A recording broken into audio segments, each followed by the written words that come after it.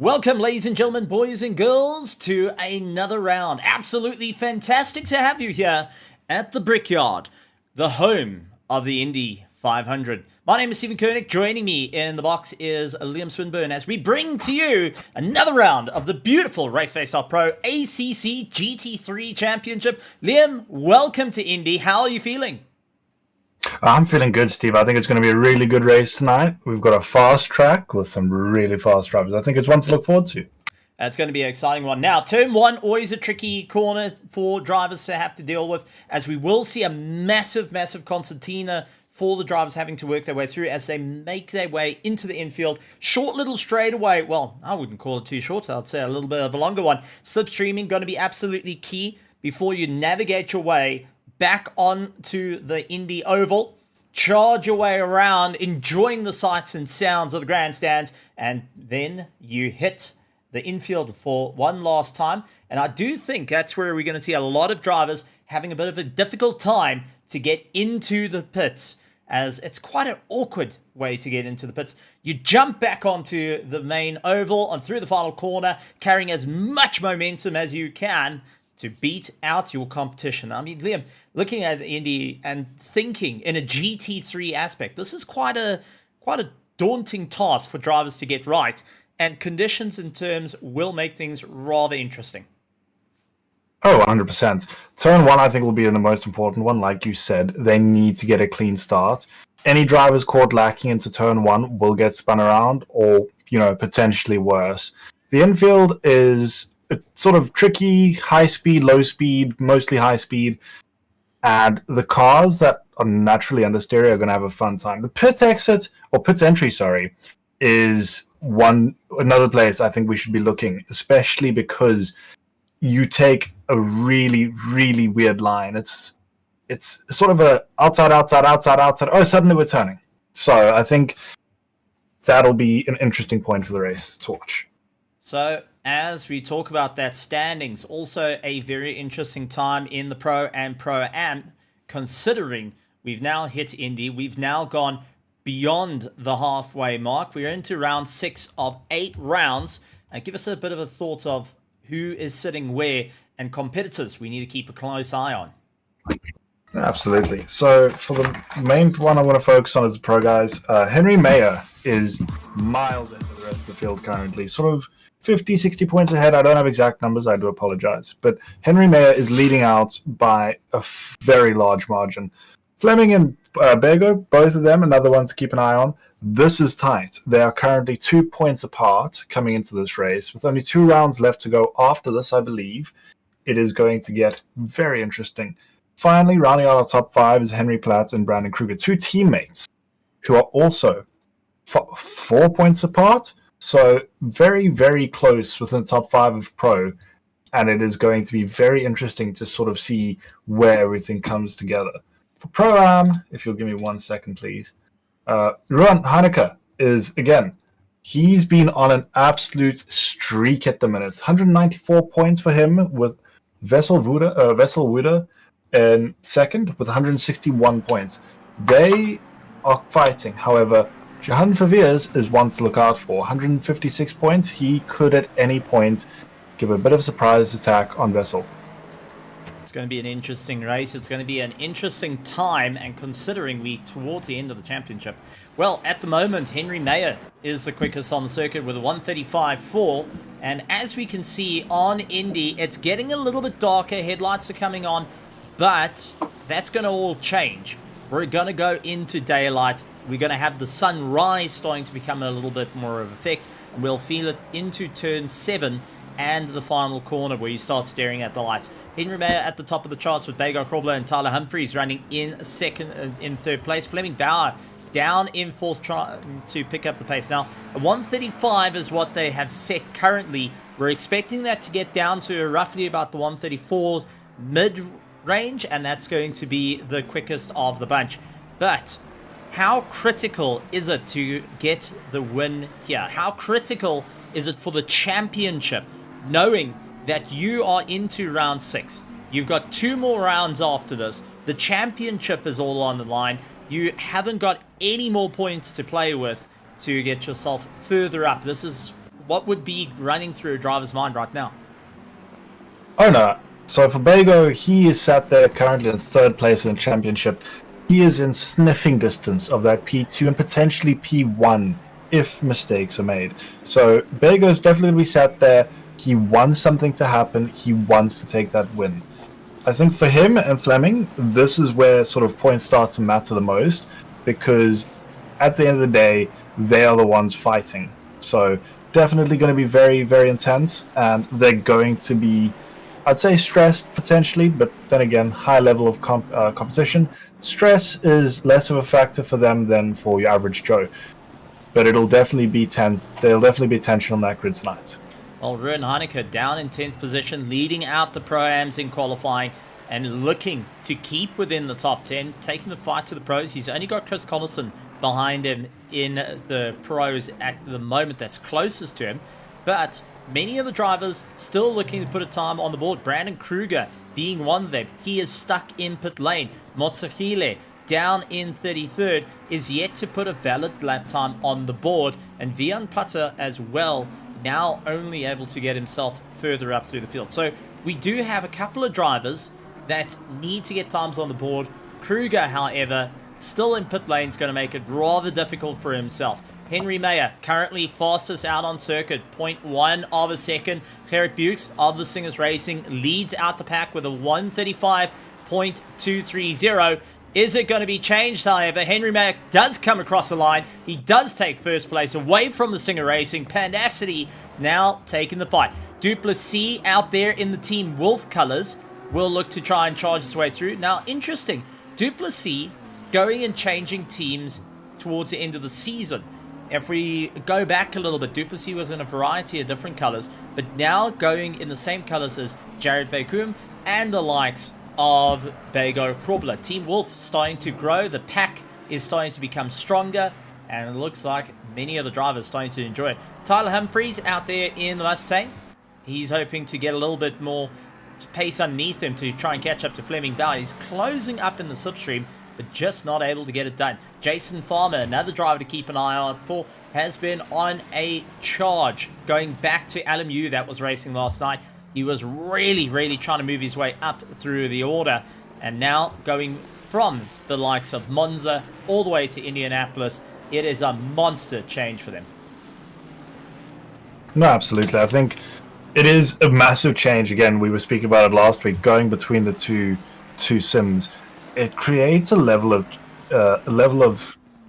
I guess imbalance, because on one, like in ACC, you do use all the brakes. You've got the ability and the availability to do so.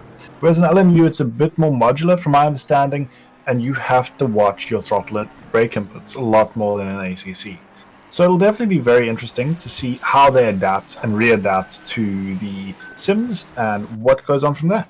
It's going to be an interesting fight nonetheless, and hopefully we've managed to solve some of the technical difficulties. I believe that there has been a little bit of framing, so we've managed to solve it, and we'll be taking a look further from there. So do apologize once again for the little bit of framing that has gone on, but we all look forward to just getting things done and dusted. That being said, all eyes go towards the sharp end of the field, with the likes of Henry Mayer leading out the pack. Is he going to be able to make it work? That is going to be the question, and see how the drivers are going to have to contend with this.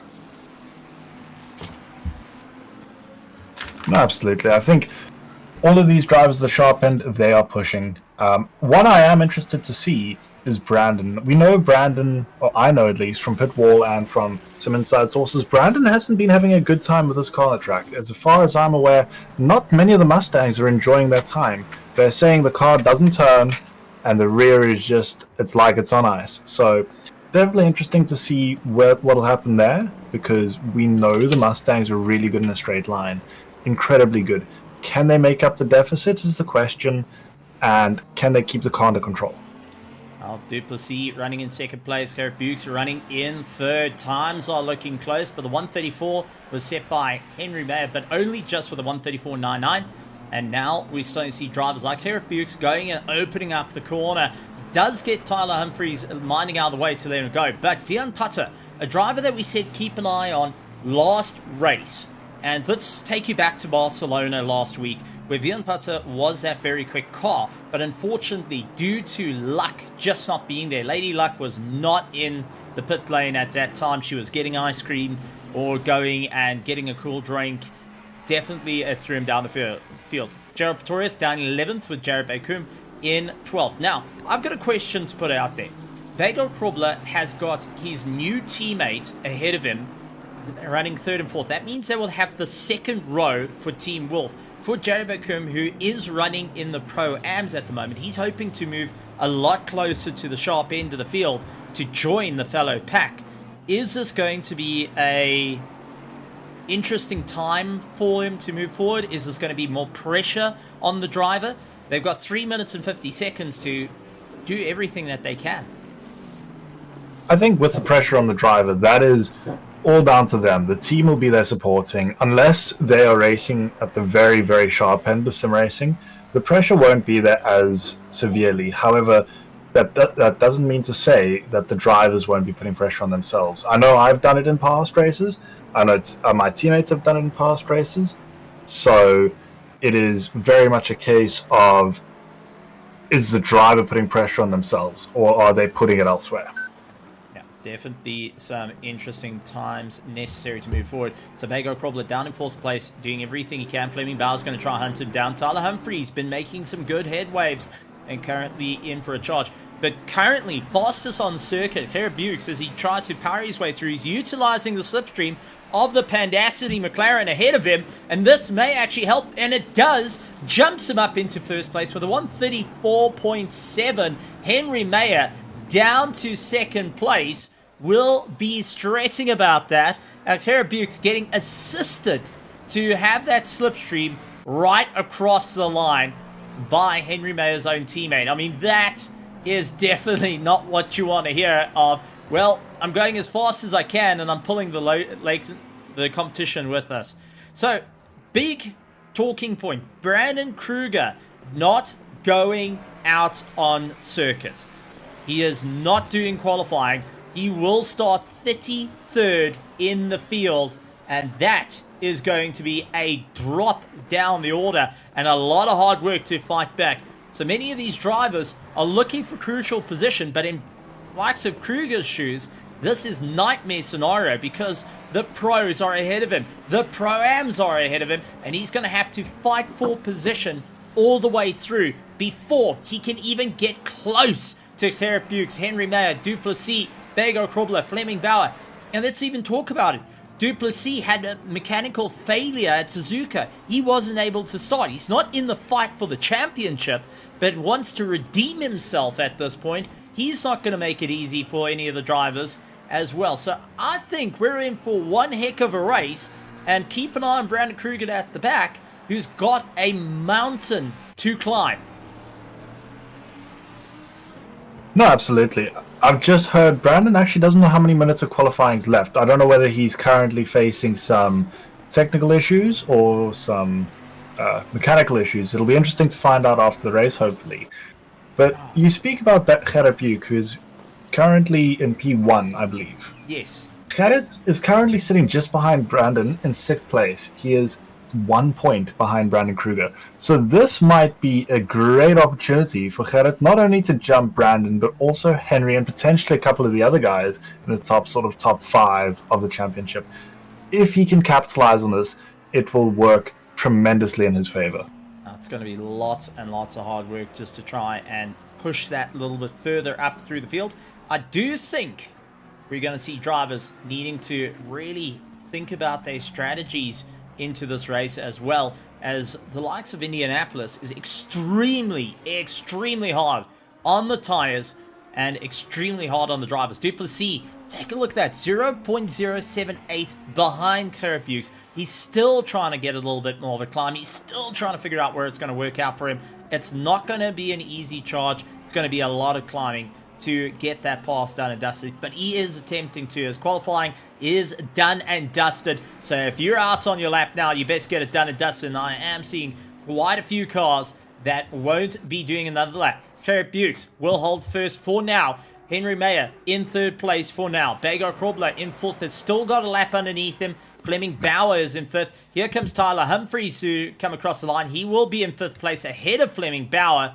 Jaco Kutzer, Jason Farmer, Vian Putter, Daniel van der Venter, Dion Kopp, all going and making their way through. So drivers that are on their final run is going to be like Beggar Krobler, who comes out of the final corner onto the back of the Indianapolis straight. Across the Brickyard they go, and puts himself into fourth place. Was not able to improve. Henry Mayer with a 134.992 managed to get the run. Chris Collison, unfortunately, not improving his lap time and will be kicking himself. Same as Lucan Haynes. He's actually down by nearly a second on his delta. We've also got Reginald Mutileni, the internal server error, trying to get the hammer down. Really runs out wide. He's doing everything he can. Late on the anchors, brings it back in. And through the short little infield he goes. He's 0.8 of a second. This is possibly a chance to get into the top 20. So he carries on giving it everything he's got and will come across the line with a second on his last lap time. He's got a 38. He needs to get beyond a 37. Comes across the time and he does a 36. That right there is exactly what he needed. Just that little bit of a push. Try and get him a bit further up the field, and it is great. Now, drivers having to figure out their next step. But now the critical time comes. And, I mean, this, Liam, you have a better understanding than I do racing against pros. Qualifying's over. You're looking to the race. 1 hour, 20 minutes. This is your final prep time. What is going to be rushing through the heads of these drivers and teams? Well, the main thing I think will be is people just finalizing their strategies, getting that last little bit of decision-making done. Last week we had a chat, and we know that they pitted around the halfway mark. I'm sort of leaning towards that'll be the same thing this week. However, with a track with this much intensive tire wear, we might see that come down a little bit. However, we might also see them extend. So right now it's just taking a breath, getting into that clear, concise mindset, and just focusing up. Focus up, make sure your strategy is correct, and just put your head down. Now, we've got to look at the fundamentals of this race as well. Now the sun's starting to rise. It's a little bit different to where you did qualifying. So much more pressure comes in. But we've also got to take a look over to the left-hand side because the virtual grandstands are alive and well. And honestly, it's fantastic to see the Stingers racing team are in full force. We've got Antonia Gamble out again. She just flew from the likes of Monza all the way to Indianapolis, joining the Griffin Sim Racing team. We've got Werner Skuman, David van Veek, all joining in. We've got Crazy Stunts, Jan Bluknote for Omnius Gaming. We've got so many more drivers, well, so much more fans joining in for this race. 33 cars will be on the line, ready to go, and give it all that they got for round 6 of the Raceface.Pro ACC GT3 Championship here at Indianapolis. And what a better way to do it. Indianapolis, the home to the Indy 500, the home to speed, the Brickyard, as it is called. That thin grey strip that you see in real life. If you approach it, you will see brown bricks. And you don't know what that's all about. That is the remnants of the original Indianapolis circuit. You get to kiss those bricks, and honestly, many of the drivers are looking to score that win. They want to be the driver to take the check flag. That being said, ladies and gentlemen, boys and girls, let's get ready and underway as we take a look to our grid for the Raceface.Pro GT3 Championship right here at Indianapolis. And it is going to be Kurt Bukes out in first place, Quantum C in second, Henry Mayer, Beggar Krobler, Tyler Humphries, Fleming Bauer, Jaco Kutzer, Jason Farmer, Vian Putter, and Daniel van der Venter in 10th. Dion Kopp, along with Gerard Torres, Jan Verveers, Ruan Heineke, Jared Bascom, Anton Lammers, Henry Platt, Jackie Alberts, Chris Collison, and Conrad Martin in the top 20. Ruan van der Walt, followed by Benjamin Till, Kerry Duplessis, Tianas Buerta, Lucan Haynes, Vessel Woda, Henk Petersen, Werner Buschhoff, and Leon Swan. Rounding out our top 30 is Orihikle Motsohile, along with Reginald Mutileni, Hansi Myberg, and Brandon Kruger. rounding out the pack. I'm going to ask this question. Did I happen to see a Bentley on track? I did. Brilliant. So, for anybody who doesn't know, I am a pure Bentley lover after having driven it in the, Imola 6 hours? Yes, Imola 6 hours. I fell in love with the Bentleys. Anytime I see a Bentley on track, well, I support them. Sorry, everybody else. Bentley it is. Well, taking a look, for anyone that is just joining us for the very first time this season, a massive welcome to you. Glad to have you around. It's honestly exciting to see you. But to give you a rundown of what's what, we got 2 mandatory pit stops that need to be served during the course of this race, from green flag to checkered. In between those 2 flags, you're going to have to get that pit stop done and dusted, and you're going to have to get 2 of them out of the way. Short fuel and tires, or maybe tires and tires, or short fuel and short fuel, is up to you. Your strategy, your plan to make it work. And we've got 2 classes racing with us. All in red is our pro class. That is the fastest of the fast in South Africa and the world, looking to duke it out. In the silver, that is our pro-am class. We do have our pro-ams going and fighting out with the pros, but we also got to talk about, during the same time, we have our am drivers looking to fight it out as well. So we have got 2 servers running and so many classes to duke it out, but I got my eyes on this. We thought Bago Krobler was going to have a lockout of the second row with the likes of his own teammate of Con Duplessis. Well, Duplessis is lying in third. He's going to back it off, but Bago Krobler is going to be one to keep an eye out for as well. So, Kurt Bukes, Henry Mayer looking to get the jump early on. Duplessis and Bago Krobler are going to be a little bit further back. So, lined up on the line as they make their way through. I don't see, there's actually 1 car missing. And that is unfortunately one of our second place cars. Well, green light goes and drive through immediately for Gerrit Bukes for being out of position or speeding on the formation lap. What a blow. You qualified so high and off to the start. Frustration reigns as he takes the first corner and Duplessis around the outside of Henry Mayer. Henry Mayer and him are going to duke it out as they launch their way through McLaren. First Lamborghini, and Duplessis not backing down from this fight.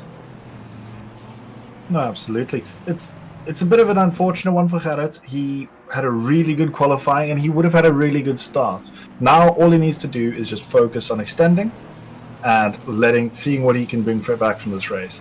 However, Henry and Kwan both having... as I see Gerrit drops down the grid. Yeah, Gerrit seems to be falling off, but he's actually sitting in first place. So I think our timing tower just trying to catch up with all the action, as we do have Tyler Humphries slamming right across the nose of Bago Krobler and does a little bit of a cutback. Tyler Humphries gets around and Bago Krobler back into formation. Jaco Kotze also trying to bring himself. He's got Jason Farmer ahead of him. Vian Putter getting turned round by Ruan Heineke. That is the battle of the Pro-Ams changed. We also have one of the OG Mustangs landing off into the dirt. This is all going wild off the start of the bat, but Vian Putter falls down the field. Absolutely, it's an interesting lap 1. Sorry. It's an interesting lap 1. There's a lot of action already, and it's just getting started. Ruan Heineke currently up into 8th. He is making some good progress and some good pace. Now, as Heineke first into the pits now, we did see Heineke going and having that little bit of contact. I think he's going to get some repair work done to his car in the splash and dash. I don't think it's going to be a full pit stop, as we do have Jackie Alberts trying to get past the likes of Fifiers.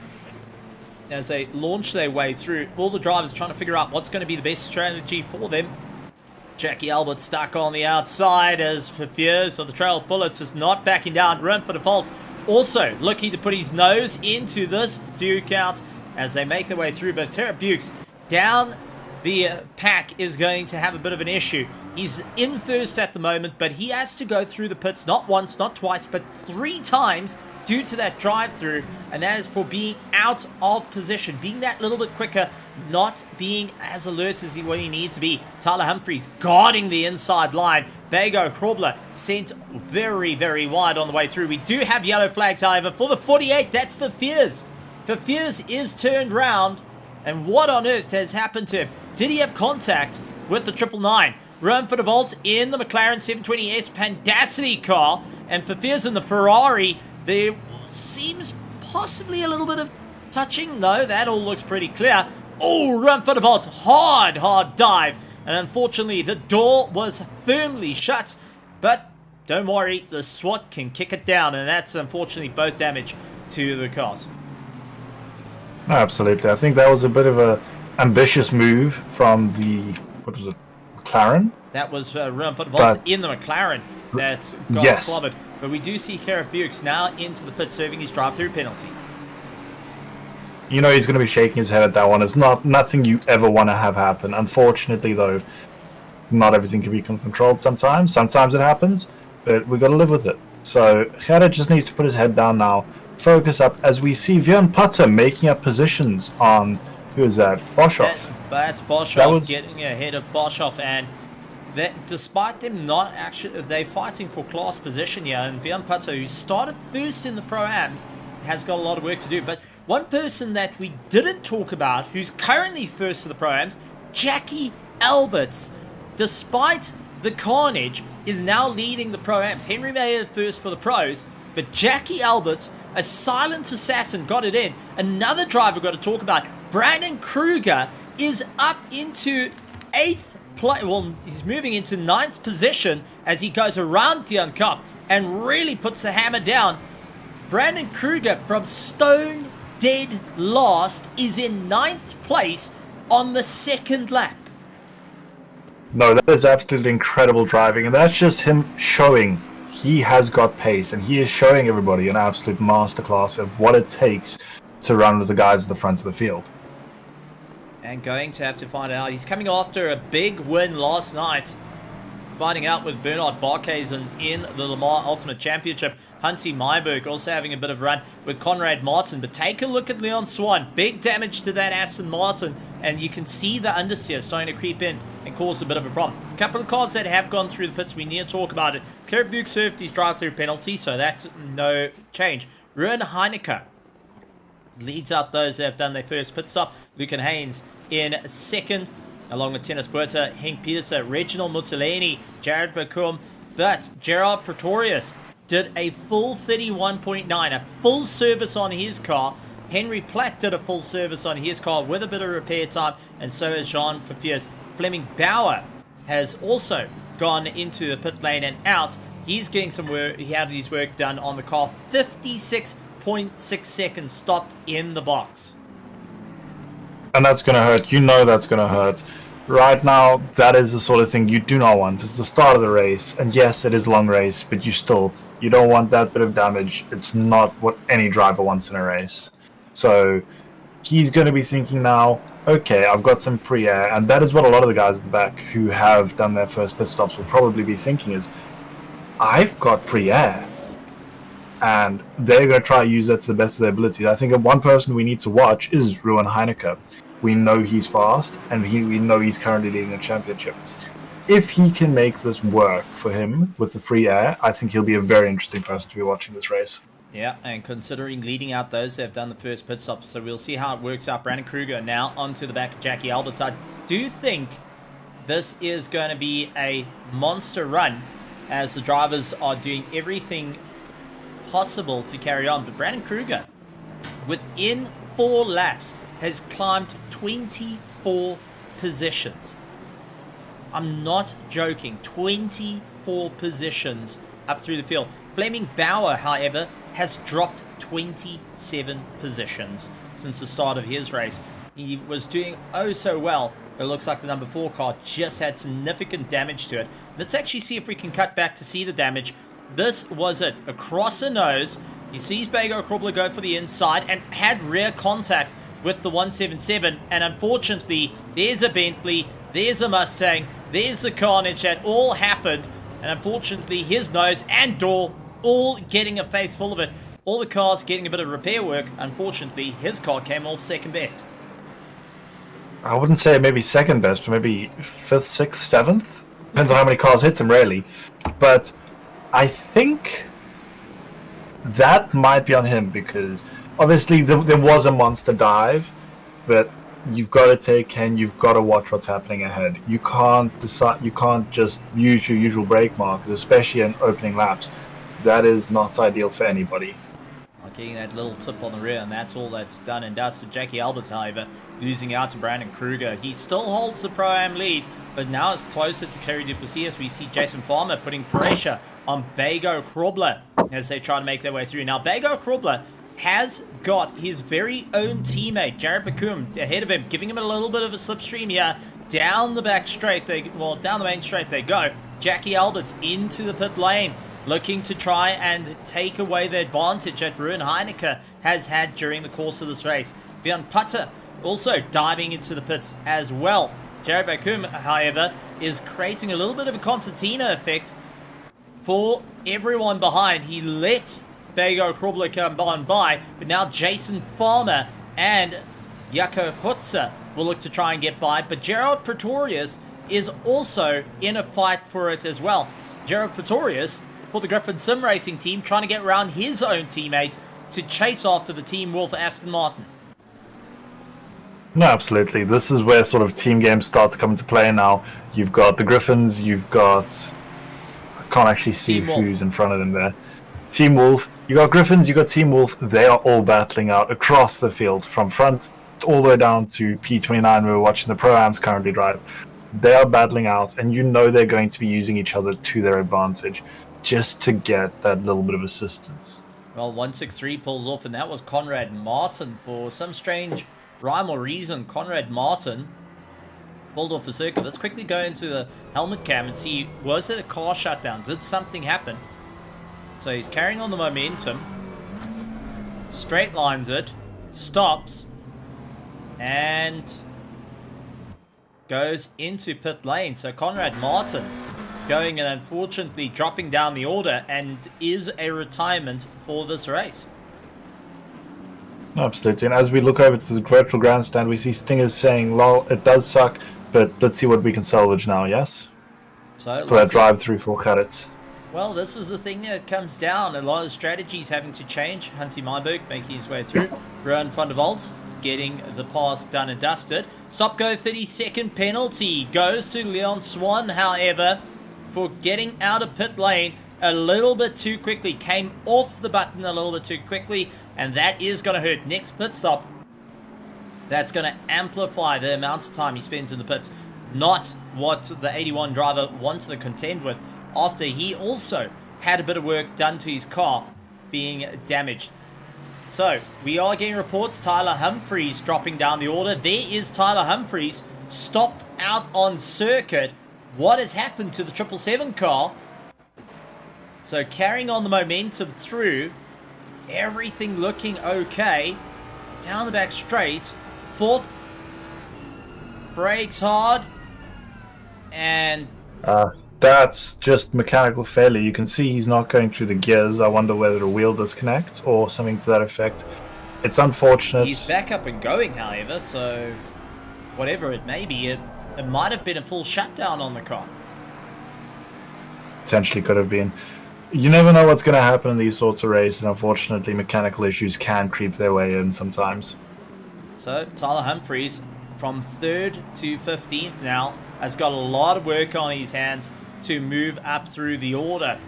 But as it stands, Henry Mayer leads out the pack with the likes of Quan Duplessis running in second, keeping him honest, second behind. And then we've got Bago Krobler running in third, chasing down his Team Wolf teammate. Jason Farmer in fourth place with Jaco Kutzer, Daniel van der Venter, Brandon Kruger, and Dion Kopp rounding out our pros in the top 8. Then we have got the likes of Kerry Duplessis, Benjamin Till, and Werner Buschhoff, all on top of one another for our Pro-Ams. So even our Pro-Ams are still so close to one another. Tyler Humphreys has gone into pit lane, so whatever has gone on with that car, the team are frantically looking what they can do. Down towards the back of the field, Tienus Buerta and Lucan Haynes go and fight their way through. Tienus Buerta hoping they can get the pass done on the Pro-Am driver, but they are racing for overall track position, which means it is a race. It doesn't mean that, well, listen, you're pro, I'm Pro-Am, move out of my way. You have to earn that position, and you will be relying on your teammates well, you'll be relying on the drivers to possibly have that sense of, I'm not in the same fight as you. But for the likes of Luke and Haynes, this little buffer of Tienus Buerta is keeping Henk Petersen at bay. No, absolutely. And we know Luke and Haynes he's not afraid of drivers around him, and he is not afraid to battle faster drivers. Lucan is a driver who is very comfortable in keeping you behind him. His defense is solid, and his driving can from time to time, it can be absolutely incredible. So definitely someone to keep an eye on. When he is switched on, he is on. And as we can see that now, we can see him just keeping at bay Tienus Buerta. Just keeping that buffer there, enough that he can't get past, but at the same time, he is unfortunately pulling along the competition behind. Well, another pit stop coming in. Leon Swan into the pit lane, going to serve his stop go 32nd. Tyler Humphries stopped in the box for quite some time. I think that persistent mechanical issue may have caught him out. But back up to our lead battle, however, as Henry Mayer and Duplessis starting to catch up to traffic. And this is going to be an interesting time for the likes of Duplessis to hopefully go and get round right ahead of him. He does see traffic coming and will be lining up Henry Mayer to get boxed in. Henry Mayer, on the other hand, is not going to have an easy time. We do have one of the cars going and missing pit lane. He was able to bring it back in, but that was Tienus Buerta that dived over the grass to get into pit lane to just try and get something done. And that leaves the likes of Fafiers and Lucan Haynes to find it out, knowing first place is on their tail. No, absolutely, and this is where it starts to get interesting now. Strategies are starting to come into effect a lot earlier than we had anticipated for a lot of the drivers. Ruben Heineke is currently he's up into P19 now. He's completed his first pit stop, and he is the leader of the first of pit stops. So, shaping up to a pretty interesting race for Ruben Heineke. Now, Heineke has got a lot of hard work. He needs to get past Hansi Myberg, is going to be the next of the Pro-Ams to deal with. I'm getting reports, however, that the 722 is still yellow flagged and possibly not quite in the box where he needed to be. We'll try and keep an eye on that one and see where he comes out. As there he is, he's starting to roll now. So Tienus Buerta is able to get going, but has served both his pit stops. And that is going to be a bit of an interesting one because we've still got an hour and 4 minutes to go. And drivers are going to be thinking the long-term strategy here for Tienus Buerta. This is definitely a very long strategy to try and carry the amount of fuel and tires to get across the line. No, absolutely. I think a track like this, we've mentioned it already before, it does chew tires. Add into the fact now that he's carrying probably a maximum fuel load, and it is going to be a long stint for him. He just needs to keep that car on track and keep his driving relatively reeled back. He can't be pushing now, because if he pushes, he will take life out of those tires far too quickly. Well, taking a look over to pit lane, I am seeing a bit of embrace coming in. Oh, Tienus Buerta, disqualification! Before I get to that, Tienus Buerta disqualified out of the race. Race penalty came in, and that is not just he's out, he is completely out of it. No way of getting back in. Tienus Buerta out of the race in the worst way possible. Jared McComb all over Reginald Mutilini, Gerald Pretorius and Henry Platt on top of one another. But as developments come in, oh, Henry Platt into the back of Reginald Mutilini, who was rejoining on circuit after he had a late braking moment. And I'm sure Henry Platt didn't quite enjoy that. He landed up with a difficulty slowing down in a Porsche Cup car at the Nürburgring. And now he's gone and had that little bit of contact. Reginald Mutilini not so comfortable, but Tienus Buerta with a disqualification is definitely going to be one that's hurting, and I'm sure the pit crew are getting a mouthful for it. Oh, absolutely. I think there's a bit of a mouthful there, and there's also just a bit of pain. A bit of, there's that feeling in the back of your throat where it's like you want to just be sick, for lack of better words. But looking towards the points, this is going to affect the scores quite severely if certain players can, get a bit of a move on and bring themselves up the field some. That being said, we've got Gerald Pretorius and Jared McComb fighting out on circuit. Behind them, Henry Platt gets the pass on Reginald Mutilini, but they do have Team Wolf BMW, by the looks of it, behind. Is that a Team Wolf BMW? I'm trying to take a look. That's one of our leading BMs that is trying to claw its way back up through the field. And unfortunately, couldn't quite get that number of the BMW. Henry Mayer and Condor Perceive still fight it out. Bego Krubler with Jason Farmer and Jaco Kutzer, Brandon Kruger, Daniel van der Venter. It is that BMW. So that's 7th place that got stuck. And it's not a Team Wolf. It's an Apex Titan Racing BMW that is now trying to carve his way through the traffic to catch up to Brandon Kruger further up the road. As Gerald Pretorius minds out of the way of Brandon Kruger and says, listen, I'm not going to fight around you. The V8s are hoping to get a home win here at Indianapolis. Ford wasn't built too far away from Indy, and now they're trying to make it all work. As it is McLaren, it is Italian monster Lamborghini in 2nd, and Bego Krubler fighting in 3rd place, getting chased down by the Italian Stallions. But it is a Ford 3rd, 5th, and 6th that are trying to carry the American flag over. No, absolutely. And I think it's time to start watching and talking potentially about, as we see Henry go off. Sorry, give me 1 second. What happened there? Now, Henry Platt in 9th place going and bailing off into the dirt, trying to find some sort of rejoin. So he was behind Gerald Pretorius ahead of him. The Griffin Sim Racing Mustang, that purple and black, being rather distinct. Now trying to make up some time. He looked towards the outside line. Has his nose firmly cut off, late on the brakes, trying to bring it down through the gears. Goes out a little wide, and I think possibly just clipped the dirt on the outside on the exit, and that's what twisted him around. So not able to have a good time out there. He's down into 28th position and still going. At least it's good to see him going. Hopefully he can claw back some positions now. We know he's in the top 5, and we know this is going to hurt him. He needs to just put his head down and see where he can get it back to. Now, here's another little tale. Chris Collison in the Mustang chasing down the racing snails of Benjamin Till.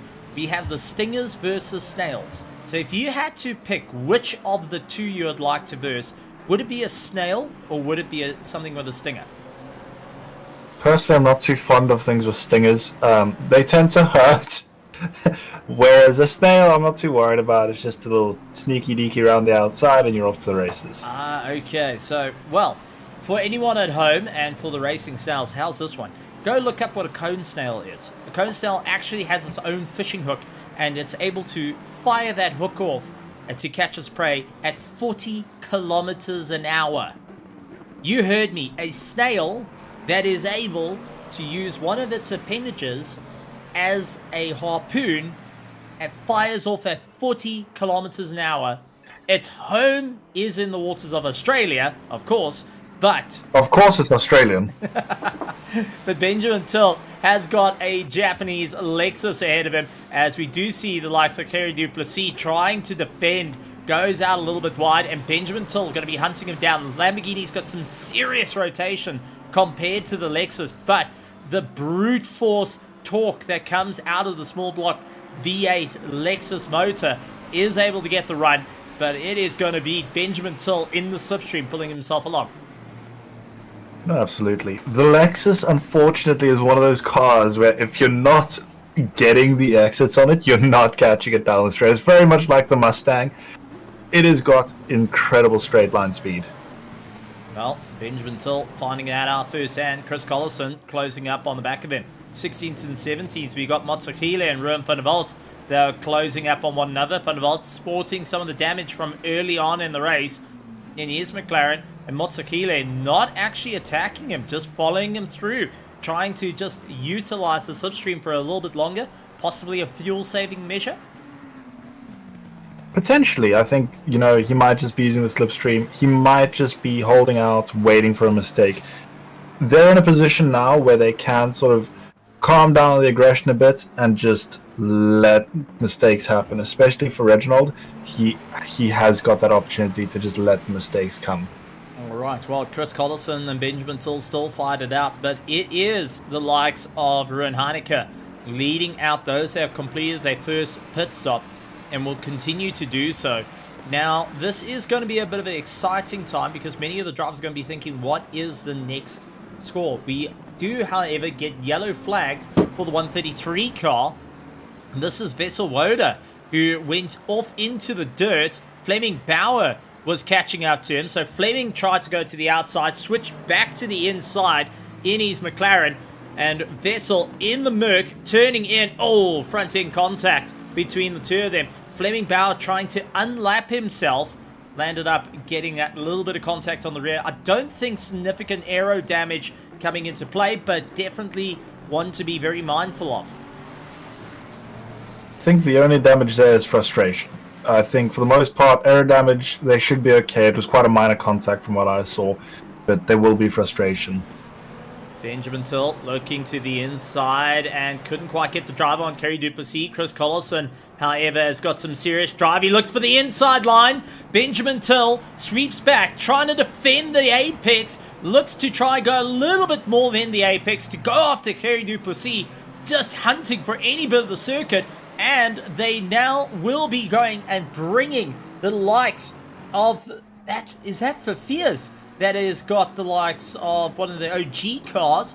That might be Brandon Kruger. No, it is not Brandon Kruger that's behind it. But it's definitely one of the OG Mustangs that is feeling the pressure and looking to push forward. And that is actually Henry Platt and for Fears, who are lying 27-28. And they are fighting with 11th, 10th, and 9th. That are just up the road from them. So we have got two separate fights going on. There's a big move being made. Henry Platt nearly having an opportunity to get past for Fears, who had to go and take some avoiding action for Chris Collison.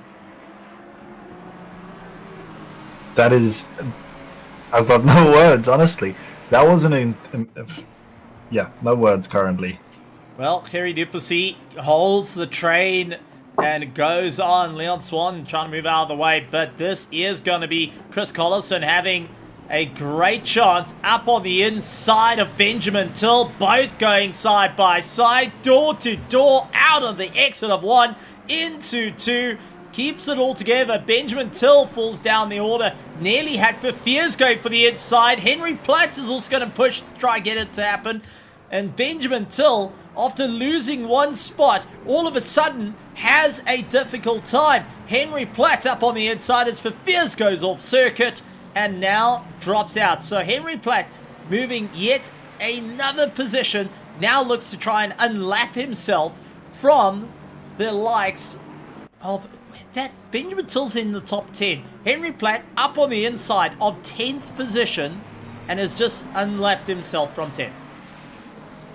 No, absolutely. I think Henry right now is just going to be focusing on trying to move his way up the field again. He's got a lot of work cut out for him, but there's still a long time to go. I would also like to talk about the... is it Gerry in the Lexus? No. Kerry Duplessis in the Lexus. Yes, the Tech 1 Racing. He is smiling right now. Back the pack up, let the moves behind come, and run away. As soon as you see that move, you run. You put your foot to the floor and you just make as much distance as you can, and he's done a good job of that. Currently coming out of the final corner with about 1.4 second gap to the car behind. That is what he wanted. Now he just needs to focus on keeping that gap. And take a look, Kerry Duplessis is actually leading out our Pro-Am with Benjamin Till in second place and Werner Buschhoff running in third of our Pro-Ams. All still need to do their first pit stops. And if we look over to our pros, it's Henry Mayer leading out the pack. He has got a 3.7 second gap to the likes of Quan Duplessis of the Team Wolf in his charge, and Bego Krobler holding a firm third place, but not for long as Jason Farmer looks to try and close up that gap as fast as possible. No, absolutely. And I think another name to also look at is Brandon Kruger. He has closed the gap from 7 seconds down to just 1.8 to the car ahead, and he is hunting. Brandon, I think this is one of those scenarios where Brandon is a silent assassin. You don't know he's there, and then suddenly he's right behind you, ready to pounce. Well, another one that's got to keep a very close eye on is obviously going to be Gerrit Bukes. Remember, he had that he had that drive-through penalty for being out of position on the start line. He's gone through the pit yet again. Possibly this may be to just get that pit stop out of the way, his first one, and stay in for the fight. Looking possibly for an undercut. Jared Pretorius and Jared Bakum still fighting out between one another. You can see the difference between the front runners and the guys towards the back. Look at how close they actually get to the wall on the outside when entering the oval. They bring it right there. Wing mirror just flirting with the fences and just being well aware they need to keep the hammer down all the way through. Oh, absolutely. When you've got that spatial awareness, you unlock pace. And that is something the fast guys know all too well, is get close to the wall, flirt with it if you must, give it a little smooch if you really insist, but get to that wall. I think I would rather keep... remember in school you got taught the 30-centimeter rule? You've got to be within arm's reach of one another. So you got that non-touchy rule. I think when it comes to the wall, the non-touchy rule is going to be in my forte. To bring it so close to the wall, to understand that that is an opportunity that may hamper me, it may hurt me a lot, I would be a little bit nervous. Henry Platt trying to get past Chris Collison, who is 0.8 of a second to the likes of Kerry Duplessis. Another little change up for position. Ruan Heineke gets past Hansi Myberg. Now, Hansi is yet to do his first pit stop as it stands. He needs to try and get that car in and out. But Hansi's been working frantically behind the scenes to ensure that he's able to get going. Absolutely. I think Hansi's doing a lot of work both on the front end, just, showing face, but he's also doing a lot in the background that a lot of people don't see. So it's nice to see him on track and to see him racing with the others. Brandon Kruger side by side with Jaco Kutzer, his own teammate, gets past Jaco Kutzer, and Jaco, who is sporting the OG livery, but not on the awesome sim grid, is in the Stealth Bomber black as he tries to make his way through. So drivers are having to figure out their next thing. We do have yellow flags, however, for the number 3 car. This is Lucan Haynes in the BMW, trying to make his way through and see how far he's going to go up the road. Did he just drop a wheel off on the dirt and lost a little bit of time? Oh, that rear stepping out. He's able to bring it back. Only just... Oh, man, never mind. Facial surgery needed on that BMW. I think he hit the wall hard enough. He improved the looks of it. I'm going to have to disagree with you on that one, Steve. I personally quite like the look of the big front grills. It just... The only concern is don't stand in front of it. You might get sucked in. Well, at this point, I think the teeth have been firmly closed with a big off. And you could see it was just this sloppy slide that he had. He's using his indicators to try and tell the drivers, listen, I'm going to be on the right-hand side here. You guys take the entrance. As Reginald Mutileni didn't quite get that. And it looks like Harry Duplessis gets past. And there's a spin around behind. That was Reginald Mutileni getting twisted around, and Henry Platt getting into the mix as well. So let's quickly take a look at what happened to the two of them. And a bit of confusion seemed to have reigned. So Reginald moving out of the way, turns across the nose, and there is the contact rear left to the likes of Henry Platt. And a few cars cuts it so close with that. It was just a frightening run. And unfortunately, Reginald Mutileni down the order even further from where he wanted to be. And that was just everyone getting confused of what's been happening with Lucan Haynes, who was just indicating, listen, I'm going to be on the far right here. You guys can go on the left-hand side. Think about going back to your road rules. You're indicating where you're going to be, not where the people need to pass you. So if you're going to be on the right-hand side, you're indicating right, you need to stick right. And he kept it.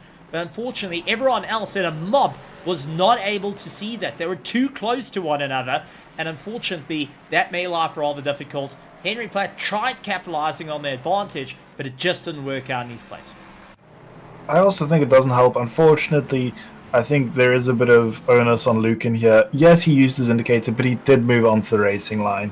You want to try and avoid it, especially when you've got damage. I know personally, when I've got damage, I tend to crab a car back to the pits if I've got enough damage. But for the most part, I just try to stick off the racing line.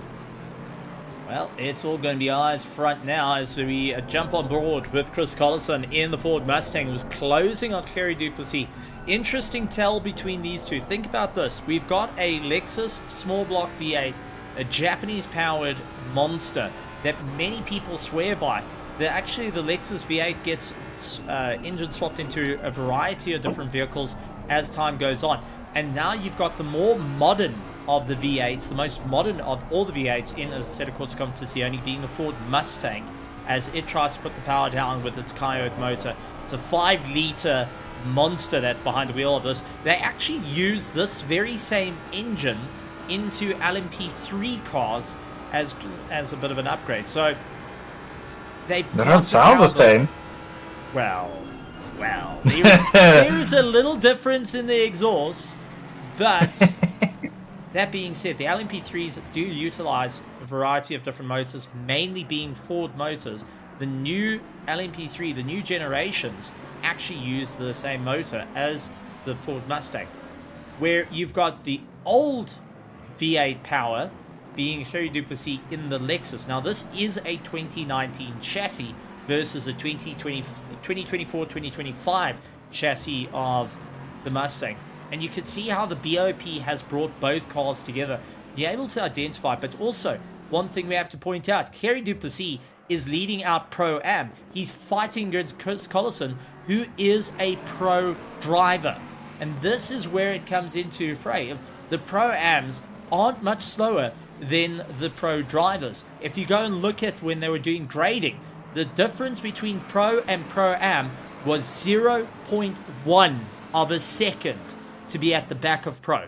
That's how close it was to get into Pro. So many of these Pro-Am drivers are looking to stick it to the pros and say, hey, listen, this is where we go. 45 minutes though, we're into the final mark of it. We're into the halfway mark. We still have quite a variety of drivers out there that need to get their first pit stops done and dusted, but we've got also quite a variety that are needing to get their final pit stops done. How much have these tires got left in them on the circuit? I take you back to Formula One way back in the early 2000s. For anyone that is beyond the age of 13, you'll probably remember this one, where Formula One pitched up to Indianapolis, and it was between Dunlop and Michelin, where the tires started giving up on the Michelin cars. They weren't able to do it, and out of protest, they just pulled the cars back in. We do see the same coming into GT3 cars, where certain manufacturers are less harsh on their tires naturally, even before setup work kicks in. Oh, absolutely. A lot of it comes down to just the overall aerodynamics of the cars. You'll also see a lot of the mid-engine cars, like the Ferrari, and I believe the Lamborghini, are easier on their tires, especially the fronts. There's not as much weight there. The weight isn't front centered. Whereas with the Fords, the Astons, the BMWs, all of them are front engines, so they're prone to understeer, and you're going to have to fight around that. So you will lose a bit of life on the front end. One thing I'd like to note, though, everybody complains about it. The Mustang's rear end is always sliding. You use it so extreme, or use it to an extreme that you don't in other cars, where the slip angle is what is basically turning the car. So the Mustang is eating tires front and rear at the same time, and there's nothing you can do about it. It's the same as the Mercedes, ironically enough, is rear steer the whole time, as Ruben van der Velde utilized that to his advantage, gets past a little bit of a left tap to Vesselwoda on the way through, and that has also brought Matsuhile into play. So Vesselwoda actually having that rear stepping out underneath him was able to bring it back, but Ruben van der Velde gets that pass done. Matsuhile is looking to fight through, and the likes of Orihile Matsuhile, coming from a go-karting background, is not afraid to put his nose in. And this is one thing, the young man actually knows what he's doing here. When he knows the likes of the Kramadulas team, he's had battles with the likes of Vesselwoda. Now, Vessel is in the Pro-Ams, and his target next will be the likes of Anton Lammers, but he doesn't want Ruben Heineke anywhere close to him. Pit lane is getting busy, however. Chris Collison, Vian Putter, they have dived into the pits. Fleming Bauer, Reginald Mutileni, and the likes of Johan Verveers has gone through the pits and getting themselves sorted out. So, a couple of pit stops starting to fall into play here for the final round of pit stops. For some others, it's still their first pit stop that is completed. In our top 10, however, we cut through to Daniel van der Vente of the Apex Titan Racing team. He's now into pit lane to get the car all sorted out. So now my question for you, Steve. How How would you like to earn your bag of chips back? I am giving you an opportunity this week. Oh boy, a packet of chips. The chip Packet challenge. of chips. The chip Yes, challenge. So, that is correct. for anyone that's just joining us, a massive, massive welcome to you, and welcome to round 6 of the Raceface.Pro GT3 Championship here in the Assetto Corsa Competizione. But there is a chip challenge. Now, you can actually go and say this out in the grandstands and have a bit of fun at home. The chip challenge works on you make a who's going to pit when, sort of. When is the final pit stop's going to come in? And the winner, or whoever's closest to that time, as we see the likes of S22 nearly having it coming together with Reginald Mutilini on the exit. But if you manage to get the time closest, you win a bag of chips. So remember, the rule of it, you got to have a bag of crisps or chocolate. But it's a chip challenge, and we're going to say, I think we're going to see the final pit stops in the last 20 minutes of the race, purely on the fact of drivers at the moment at 41 minutes left of the race are getting their pit stops done and dusted with tire changes, as we do see many of our top 10s doing so. I say 20 minutes will be the final pit stops for all the cars. That is my chip challenge to you. While that is good, history will show the final pits usually tend to come around 7 to 5 minute marks. I'm going to put mine there. I want to put them between 6 minutes. I think that is when we'll start to see the leaders come in for their last pit stop. 6 minutes, that's my guess. Right, so for any in-car communications, please pass on. Stingers Racing, we're looking at you. Please pass on. Leave it for 20 minutes. But this is going to be an interesting situation. Duplessis leads out the pack for our pros. Got Bego Krobler, his teammate, running in second, but Jason Farmer in third. Puts the pressure on him. These drivers are going to be considering, because they have not done their first pit stops. Same as Vesselwoda leading out the Pro-Ams. He has not done his first pit stop. Ruben Heineke has just pulled in to do his final pit stop of the race at 40 minutes. I would like to point out to you, however, we were saying keep an eye on Ruben Heineke because we know he likes that early pit stop and we know he likes the clean air. As of now, it looks to be benefiting him extremely well. He's had that clean air, he's had those lap times, and it is showing. Well, Veon Putter was the first one to get all these pit stops underway, as we do see Hansi Myberg, Jason Farmer, Duplessis all pulling into the pit. So Bego Krobler is going to run it tank to tank at this point, as going back to his old tactics, Vesselwoda going and allowing Reginald Mutilini to get on by. And Vesselwoda is letting Reginald unlap himself here. He now looks to try and put the power down. Both are very good friends with one another and looking to make it work for them. And likes of Lucan Haynes, who is chasing down Reginald Mutilini, will hope to stay in the fight. But Henry Mayer is further back from this. Jared Bakum is currently second place of our Pro-Ams. He's done his first pit stop. He's second place of the Pro-Ams. He's trying to get a little bit further in. He's got the likes of Kerry Duplessis 5 seconds back from him. But an ongoing fight, Ruben van der Walt and Anton Lummers. Great to see Anton Lummers coming back into the fray of things. Now, many old names that have stuck around would be like Conrad Martin, and now Anton Lummers making his return to the Assetto Corsa Competizione, the Treehouse Works Racing, and enjoying himself out there, seeing if he could stay in for the fight. Oh, absolutely. I remember when I first started sim racing, the two names I came across most was Anton Lummers and Conrad Martin. Both of them are extremely quick drivers. Conrad, for one, I can say, is an extremely consistent driver. When he switched on, he is switched on. Much like Lucan Haynes, another person I sort of started with. Both of them very consistent when they have the opportunity. Anton is just quick. There's no way else to say it. Anton is just a quick driver, and he will show that. Well, Bego Krobler into the pits, and here is our second place, Henry Mayer, trying to close up the gap. It is 37 minutes and 45 seconds left in this race. We have so far had 42 minutes passed in this race to get going, but Bego Krobler hoping to make the pit stop, crucially needed now to move forward. Kerry Duplessis having a little bit of a run with Werner Buschhoff as he looks to defend the inside line. Werner stuck on the outside. The Mustang not able to get the run. Looks for the switchback. Couldn't get it done and dusted. Chris Collison and Benjamin Till will follow through. Ruan Heineke, Vian Putter, Gerrit Bukes, Jackie Alberts, and Gerard Pretorius have completed their pit stops. Vesselwoda into the pit sacrifices his first place running of our Pro-Ams. But take a look at Werner Buschhoff late on the anchors.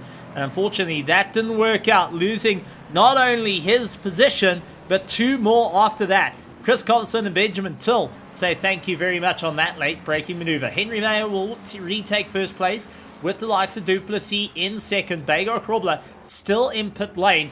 Will he get out in time to have Brandon Kruger put behind him as they charge down the back straight? Brandon Kruger has got Jason Farmer for company, and I do think Bago's out of the pits. Yes. So Bago has just been able to keep his nose clean, and Brandon Kruger and Jason Farmer have to wait yet another opportunity to do so.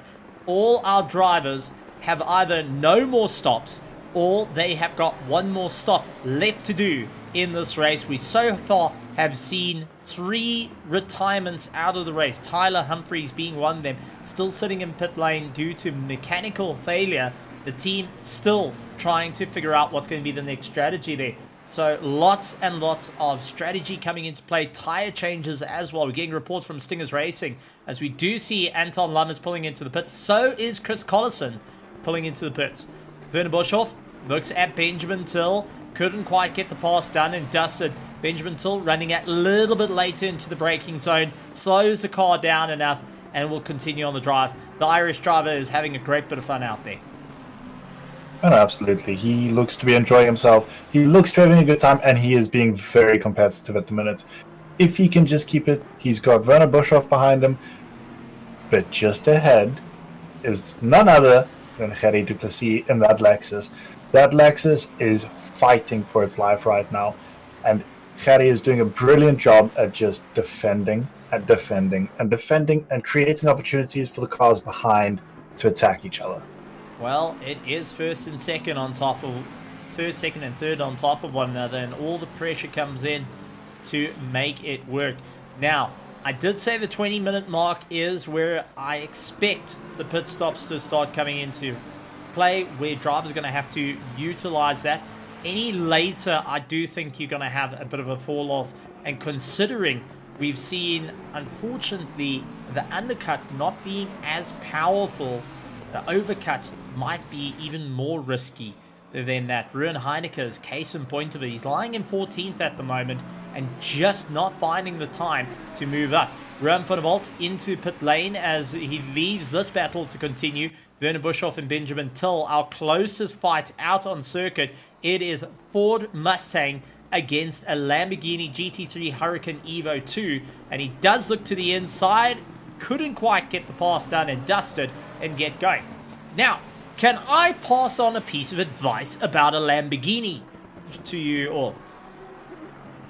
Please, okay. I'd love to hear it. Alright, so some fun fact about the Lamborghini and the Audi R8. Go look at their steering wheel. Their steering wheels have been developed to reduce fatigue on the wrists and the fingers of the driver. So you'll see the steering wheels actually have a little bit of a bowl bend to it. They've got a bit of a bowl shape, and that is to reduce fatigue on wrists, on the wrists. They're the only GT3 cars in the entire field of GT3s, dating even to those that are unable to run in the GT3 class due to not fitting the certain homologation requirements.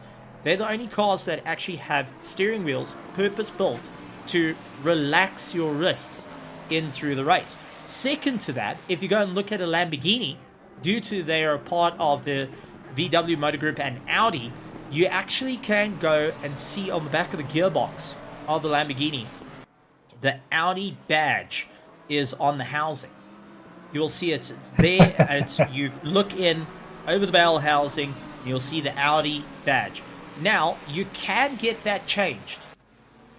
You can get that changed. You can get a little plaque that says Lamborghini, get mounted to that bell housing to cover that Audi shape up. But How much is that? How much is that Lamborghini badge, Stephen? It's nearly $1,000. Just to get a little badge to mount to the gearbox. You know what? To be fair, if you can afford to buy a Lamborghini, I think you can afford the extra $1,000 for a little badge. Not that anyone's ever going to see the thing. Well, it's on your bow housing. If you actually take the rear body off, you'll be able to see it nice and clearly. Also, second fun fact, if you ever get to the chance to see the likes of the Mustang and the Mercedes. Here in South Africa, for the Mercedes, you'll get to see quite a few of them. We have about 3 of them here in South Africa, but if you ever have an opportunity, go look at the engines. Go see where everything is. Despite being a front engine car with a long nose, the engines are actually pushed as far back into the driver as possible. So they are behind the front axle. They're not over the front axle as you would think. So when you look at the side shot of like Brandon Kruger's Mustang, the engine is, the front of the motor is actually sitting just behind the front axle, same as the Mercedes. So the weight is more towards the rear. So it's a front engine heading to mid-engine car. So what you're saying is it's a front mid-engine. Not quite a mid-engine, not quite a rear mid-engine, just a front mid. It's just enough to bring the balance back to the center of the car. Now, this is to counter what the rules say. For like the Lexus, the engine is over the front axle.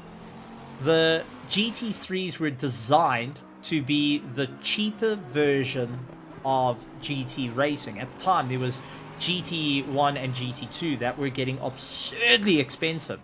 So that was seen as the rich person's game. So the GT3 was the cheaper version. These are cars that were homologated that had to be in provisions for their road-going counterparts, which means you had to have a lot of the road-going counterparts little goes to it. So example, if we look at the likes of Kerry Duplessis, we do know inside these cars they have a rear view mirror for the front engine vehicles. The reason the rear view mirror is sitting at the top there, much like the BMW, much like the Ford Mustang, is because in the road-going car, they have to have a rear view mirror that's centered. Where your mid-engines use cameras, so they only rely on the center camera to make that work. Fun fact on it, they actually utilize that mirror as a bit of a weight going. Due to drivers and teams having front engine cars like the Mustangs and the Lexus, they put little lead weights, the same weights you put on your tires to balance your tires and your rims. They put that on the inside of the mirrors to try and beat out the weight, the minimum weight requirement. So your center mirror actually has a little bit of lead in it to, 1, bring everything center, 2, to beat out the weight requirement. Fun fact, now the more that you know, there's something you can go and let people know at school. You know, I always love racing, and I always love the sneaky deaky little tricky wiki type stuff they do. But come on, weights in a mirror. Well, that's just desperate play. It works, but it's desperate. Why? If you think about it, would you rather, if you had to put lead in your car for whatever reason of it, where would you put lead? For BOP in these cars, when they have weight restriction, they've got a little box next to them where the passenger seat is, where they actually load the weight into the side of it. Now, that means that you got more weight on the right-hand side or the left-hand side, depending on the driver of your car. So if you want to beat out having a weight requirement, would you rather have it on the left or the right, or would you rather have it in the center? No, absolutely. I'd have it in the center. But at the same time, one thing to consider when you've got those sort of weight restrictions in BOP is you can shuffle weight around, especially considering you've got a driver on one side of the car. So naturally, one side of the car will be naturally heavier than the other. Not an extreme amount, because they do their best to offset it, but there is still that imbalance. That's where the difference comes in. They've got restrictors on these turbos and such, restrictors on the motors, slow them down to bring them all within one another. Philip Bukes around the outside of Vian Putter as he tries to make a pass down. The Aston Martin going and battling out 2019 chassis Aston Martin V8 AMR, a proven, tried and true car here in the set of course competizione.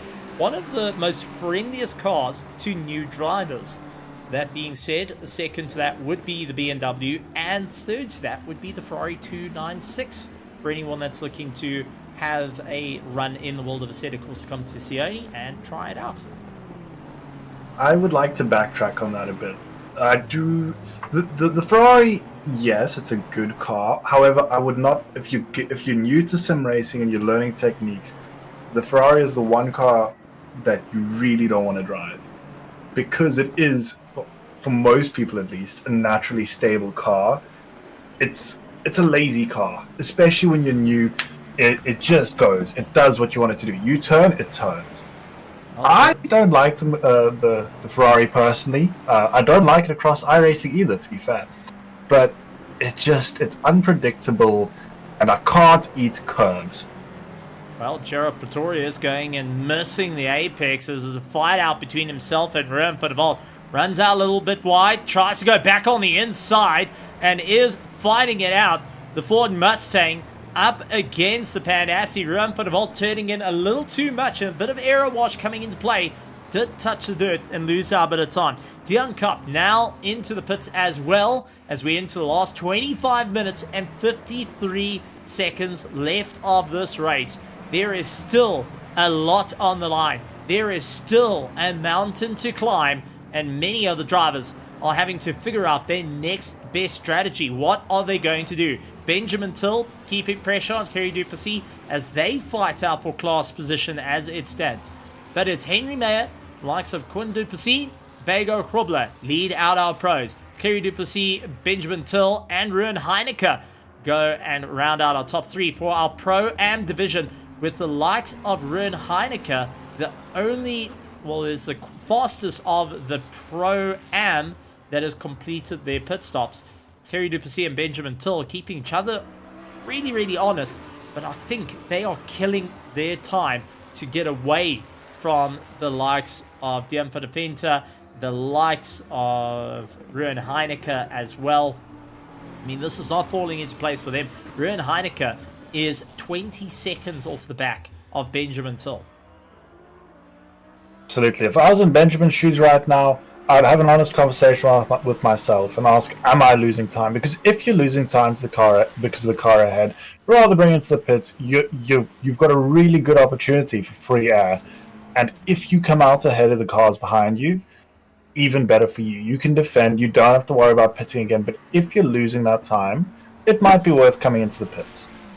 Ruan Heineke runs out a little bit wide and does have the likes of Matsuhile minding out of the way for him, saying, listen, I need to get into the pits. You are free to go. Ruan Heineke, with a bit of clear air ahead of him, will go and push as hard as he can. Brandon Kruger still holds the fastest lap time of the race with 135.322 as he continues on his drive. Now, if you think about this, the shortest stop that comes in is 9 seconds. The pit lane alone is 53 seconds that you have to be on that pit limiter at 50 kilometers an hour.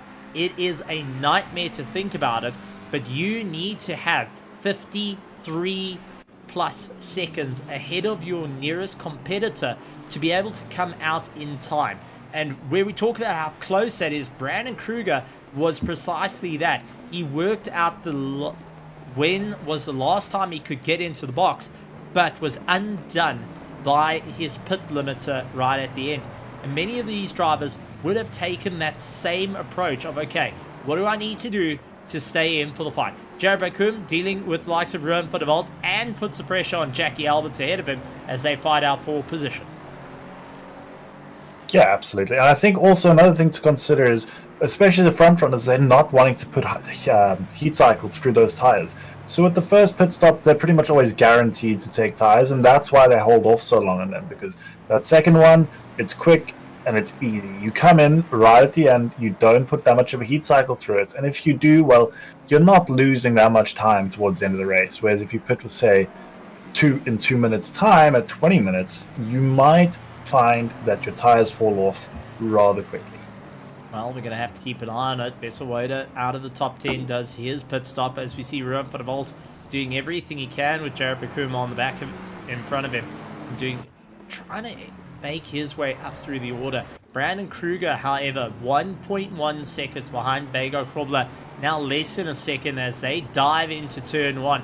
Brandon Kruger has done his first pit stop, Bego has done his first pit stop, but the top 10 is still on the cards here. Ruben Heineke, 3rd place of the Pro-Ams, 9th overall, is now looking to be smiling as Kerry Duplessis and Benjamin Till have not opened up enough of a gap to them. We do, however, have yellow flags for Jared Bakuma. What on earth happened to the 21 car as he came out of the final corner? Something not settled with him. So look towards the inside line. Couldn't quite get it. Final corner onto the right-hander. Did he run out wide? Yes, he did. Over the grass, slides it. Oh, avoids that wall. And impact to the inside wall, damaging his car. And there is the battle marks on that Aston Martin. Yeah, unfortunately, that's just one of those things. Cars snap, you lose focus, you trail brake a little bit too deep. You know, there's so many factors. Unfortunately, that's why I think the rear end just bounced and the rear lost traction. Now it's just a matter of Benjamin Till and Duplessis continue on their charge. Kutzer lying in 6th, looks to try and put the power down, but Benjamin Till not backing down from Duplessis. These two are going to be fighting it out, but Heineke is sitting 18 seconds behind them. This is going to hurt their chances. Brandon Kruger wants to get past Bego Krobler. Both knowing each other's pace, both in the same type of machinery. It comes down to setup on these Ford Mustangs. We got so many different actions that are happening. We got so many different ways that things can play out and permutations that is going to happen throughout this race. With only 20 minutes left of it, it's all up in the air for who's going to finish where. I mean, take a look. Henry Mayer is 5 seconds ahead of Duplessis, but he needs to do his final stop. Bego Krobler is 13 seconds behind likes of Duplessis with Kruger on the back of him. This is where life is going to change for many of these drivers. Where are they going to ultimately finish up? For the likes of our Pro-Ams, Duplessis and Till will be keeping an eye on Ruben Heineke and to Putter, who has completed his pit stop a little bit early on in the race. Putter, yes, Putter has actually. He is currently, how far behind is he? About 20 seconds behind Ruben Heineke. So he is in a very strong position now. As long as he can keep the pace going, there is a good opportunity. We know Harry and Benjamin are slowing each other down. Much like Bego, I think, might actually be doing the same to Brandon right now, just extending that gap to his teammates. Well, Benjamin Till putting the hammer down, looks to try go wide, sees Kerry Duplessis took a very wide line, did look for the apex, but a little bit too far back. You could see he was going for that sweep to try and gain that position, but unfortunately just a little too far back, trying to figure out what's going to work for them. And this is all just big plays coming in and drivers having to think what they need to do to move their way back up in the order. I mean, Garrett Bukes at the moment, we got to also talk about him. Drive-through penalty. He's gone through the pits not once, not twice, but 3 times, and is the he's the 3rd driver that ever had to go through the pits 3 times. Henry Platt, Leon Swan, they've also gone through the pits. Leon Swan with a stop-go 32nd. Henry Platt has been through the pits and as well, serving his 3rd pit stop. And Garrett Bukes, who was at the sharp end of the field at the start of the race, now a little bit further down. Ruben van der Walt to Jared Bakuma finding it out. Hansi Myberg into the pits, and still time ticking on the board. I mean, this is going to be something exciting, Liam, and I think we're starting to see a race unfold amongst different drivers, not our usual contenders like Anton Lammers and Werner Buschhoff. They are fighting out between one another as they're in the infield. This is that back straight where Slipstream comes as available late on the anchors. Difficult to find your brake boards, but Anton Lammers able to go around the outside, chops the nose of Werner Buschhoff. He's able to continue on the drive. We may see the same thing happen here with Jared Bakuma in the Team Wolf. just not willing to take that risk to Rowan van der Walt, who maintained that outside line. He knew where he needed to be, but there's so many changes coming into play, so many times that the driver's going to have to think about what is their next step here. As Benjamin Till, 1.3 seconds back off Kerry Duplessis, does have the likes of Fafirs, who got in the way of the two of them. He is a back marker, stayed clear, and now continues on the drive. I mean, this is going to fall down to that final pit stop. Yeah, it all comes down to that final pit stop and how much fuel do you take? Because 1 liter of fuel could be the difference between coming out ahead of your competition and falling behind. Especially for Gerry, this needs to be an absolutely picture-perfect pit stop for him, because if it's not, it can cost him, probably P3? He's fighting. He's fighting it out as Benjamin Till goes and pulls the trigger early. He dives into the pit. So Ruan Heineke was sitting 15 seconds behind the likes of Kerry Duplessis, and now Benjamin Till opting to try go for the undercut there. Brandon Kruger still puts pressure on Bego Krobler as they fight out for 3rd overall and 3rd in class. It's going to be a monumental drive for them, but the likes of Ruan Heineke, who is in 9th place, has just overtaken Benjamin Till, and now his next goal, 16 seconds up the road, is going to be Kerry Duplessis. As Brandon Kruger goes off the road. He's did he dive in the pits? There's pit lane. Oh, right. I was going to say, as they're catching up to the back markers, that would have been a great opportunity for Brandon just to box Bego in and control the pace. But unfortunately, Brandon's opting to take the pit stop a little bit early. Looks like you got the packet of chips for Brandon. Let's see where the rest of them come, though. I think Brandon's sort of taken that advice of just get in if they're slowing you down, because we know Brandon has been absolutely flying this race. So it's all a possibility that Brandon's just decided, you know what, I'm losing too much time. Let me go get my splash and dash done now and see what we can do. Well, Gerrit Buick's taken the opportunity to catch up to Daniel van der Vente. He is on the climb through the order. Daniel van der Vente, also a pro driver, not going to make it easy. The Apex Titan Racing knows where he needs to put this BMW to get it right. Gerrit Buick looks towards the inside, however, just didn't quite have the drive as they battle out for 9th and 10th. We did see our pro-am of Benjamin Till get out of pit lane. He's into 14th position behind Chris Collison of the Stingers Racing. Brandon Kruger comes out of the pit lane, and he is maintaining that 6th place ahead of Kerry Duplessis. Yeah, absolutely. It looks like Brandon's had a really good race. Starting last, now up into 6th. He's got the fastest lap. Oh, as we see a contact? Yeah, that is Gerrit Buick on the inside. Daniel van der Vente was the one to get it.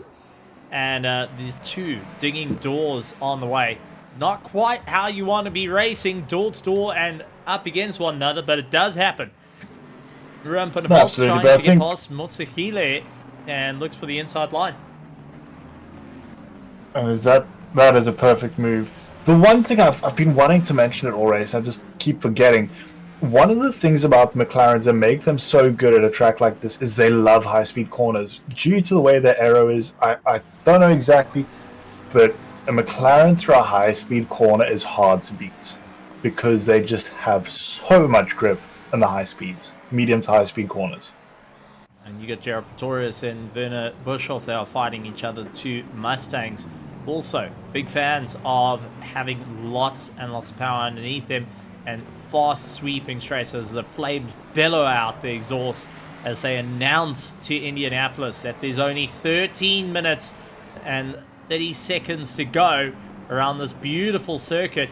Kerry Duplessis is pushing his luck, however, and still needs to get in the box. He's 7th. He's still got one more pit stop to go, and Ruan Heineke has closed up 15.8 seconds behind him. So for Kerry Duplessis, his next pit stop is going to put him into 2nd place. But can he keep ahead of the likes of Vian Putter, who is currently holding that 3rd place in the Pro-Am class? I think if Gerry just puts his head down and focuses on his laps, there's a very good possibility that he can keep that 2nd place. However, we did see Benjamin come out and up into 14th behind Viatia Putter and 2 pro drivers. So it'll definitely be a close pit stop. It's going to be a nail biter, that's for sure. Much like Jason Farmer, yet to come into pit lane. He's got Jaco Kutzer trying to make up some time behind him. But Jason Farmer running in 4th place, 10 seconds off the back of Bago Krobler.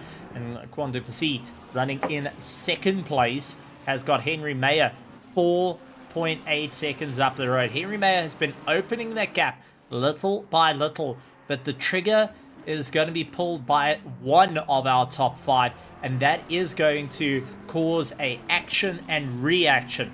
What are the teams going to do? And I can just look out of our window here and I can see everyone leaning over the pit lane, looking to see if when drivers are going to come in, when is that fuel rig going to move, and when are they going to see some action happening in those pits to be able to pull the trigger early or later. Lots of radio contact will be between the drivers of, listen, we need to start trying to pick up the pace here and not lose out too much time. Jared Bacum dealing with Jackie Alberts at the moment as they nose to tail. Jackie Alberts out there in the Ford Mustang. The Racing Snails have been a solid staple here in the Raceface.Pro. Team Wolf, which is a reasonably new team coming in only at the start of the season, started out with just Bago Krobler as Team Wolf. Then it landed up with the likes of Jared Bacum that's joined in, and now Quan Duplessis. So new team forming out and having a bit of fun, duking out with one of the older teams. Well, Jared makes a quick and easy pass over Jackie Alberts and takes that 18th position right away. Absolutely. The Aston doing what the Aston does, and I think Jared made that move absolutely perfectly. So lots and lots to go. 30 cars still circulating. 33 start the race here at Indianapolis for round 5 of the Raceface.Pro ACC GT3 Championship. But still so much on the line to make it work. Henry Mayer, Quan Duplessis and Bago Krobler continue on their drive, running 1st, 2nd and 3rd, not only in their class but overall. Clary Duplessis, Ruan Heineke and Vian Potter run 1st, 2nd and 3rd of the Pro-Am class, with the likes of Duplessis the only one of the Pro-Am class to do their final pit stops. I think now Gerry he's at the point, he's waiting for that last minute pit stop. We discussed it earlier. I think I've won the chip challenge once again, 2 weeks in a row. But I think he's sort of thinking like the pros now, just run it to the end, and at the very last second, box, and see where that puts him. Well, it's going to be hard work there. Anton Lummers and Benjamin Till having a good go at one another. McLaren versus Lamborghini coming into the party here, and there's still just so much going on. And keeping an eye on some of the close battles that are happening out on circuit. Anton Lummers is lying there with the Pro-Ams. He needs to get past Benjamin Till. He is currently running in 5th of the Pro-Am class. Benjamin Till running in 4th place of our Pro-Am class, and wants to score some valuable points for the championship here. Lummers for the Treehouse Works Racing is not making it any easier. He's got the Racing Snail keeping him open and honest right here. He's going to have to climb that tree and really make his way through. Oh, big tank slapper coming on to the Indianapolis Oval, and that has allowed Gerard Pretorius to come through and get the drive. Anton Lummers, I got a funny feeling, got a monster of a fright aiming to that wall and was just battling to bring it back in. Yeah, I think Anton, I hope Anton has been wearing his brown pants today, because that would have been a scary moment for sure. Dion Cup getting the pass of Dion Putter. This was a bit of an interesting change as Putter does let Cup by. He is a pro driver. The K-Pax Racing by Zero Esports continues on the drive, and the X-Pax Racing Bentley looks to be on quite a charge. Sitting in 11th position at the moment. Daniel van der Venter just up the road from him is for class position and overall position. And for the X-Pax team, they want to get into the top 10. They want to be one of those staples. Vian Putter, however, gave him that little bit of room, said, listen, get ahead of me, and now tow me along. Continue to the end, as we do see how close he gets up to the wall before turning away from the Indianapolis Oval. I mean, this is just incredible stuff. But tires must be hitting a point now where they're starting to fall off, where that understeer is starting to come in, because we're seeing the same mistakes coming out of majority of the field. Oh, absolutely. Do me a favor, Steve. I know you've got the weather pulled up there. What is the current ambient temperature? I'm just curious because it's probably sitting 30 degrees. It is 25 degrees outside temperature, enough that you can have a bride. But if you're out on the circuit, you're looking at 30 degrees track temperature. Duplessis, however, big one for him, is down the order now. Duplessis was closing up. He's now 6 seconds back, and this is the reason why. So Duplessis trying to carry the momentum, runs out a little wide, brings it back. Where did he go off circuit? That cost him so much time. And we just see it was a moment, just a moment, that he disappeared off our radar and was able to come back. But Duplessis definitely has lost 3.5 seconds. As we do see Kerry Duplessis pulling into the pits with that Lexus V8. He will be keeping a close eye on the Pro-Am field. Well, Ruben Heineke goes and takes the sharp end of the field. Ruben Heineke now leads the Pro-Am field and was the very first car to pull into the pits after having a little bit of contact at the start of the race. Absolutely, and that's where it comes back to is Ruan, he likes that early pit stop and then the mid-race pit stop. Just enough to, get a bit of fuel in the beginning, I assume, and then get it going again. And it seems to be working extremely well from this season. As we see Dion Cup on the rear end of Daniel van der Venter, he is pushing that BMW through the corner, trying to find a way past, just not having enough space. Well, runs out a bit wide. You can see utilizing all the curb on the way through there, but the Bentley looking far more stable, just having that understeer creeping in. The Bentley is a car that requires a very specific setup, and when you get that setup right, you'll know, because the car, you don't turn. We were talking about, obviously, the Mustangs using that slip angle and the AMGs using that slip angle. The Bentley is another one that when you get the setup right, it's on a knife's edge, but it is so comfortable to drive. As we can see right now, Dion is doing everything he can just to find a way past the BMW. He is searching. Will he find something? I hope so. I really do. I love a good Bentley in the top 10, personally. I know I'm slightly biased. I apologize, everybody. Well, they're fighting for 9th place at the moment. Daniel van der Venter just keeping it consistent. We do, however, have contact between the number 9 and the 667, and that landed up going and causing a bit of a problem. So we take a look. This is Brandon Kruger. Sorry, Henry Platt in the number 9, who was up against Werner Buschhoff. The two Mustangs going and finding out. So what happened to Henry Platt that he landed up with his contact? Ooh, a little bit of rear contact to the likes of Werner Buschhoff. He was able to save it and just brings it back on track. That could have ended a lot worse. There you go, Krobler. Up, down, and away he goes. Brandon Kruger will be the driver to try and hunt down that position. So Krobler looking to go a little bit further. And has he done enough to possibly have gone for the overcut over Brandon Kruger? So Krobler was up and down off those jacks rather quickly. Can he get back out on circuit and give it everything he's got? It looks like he may have just done it.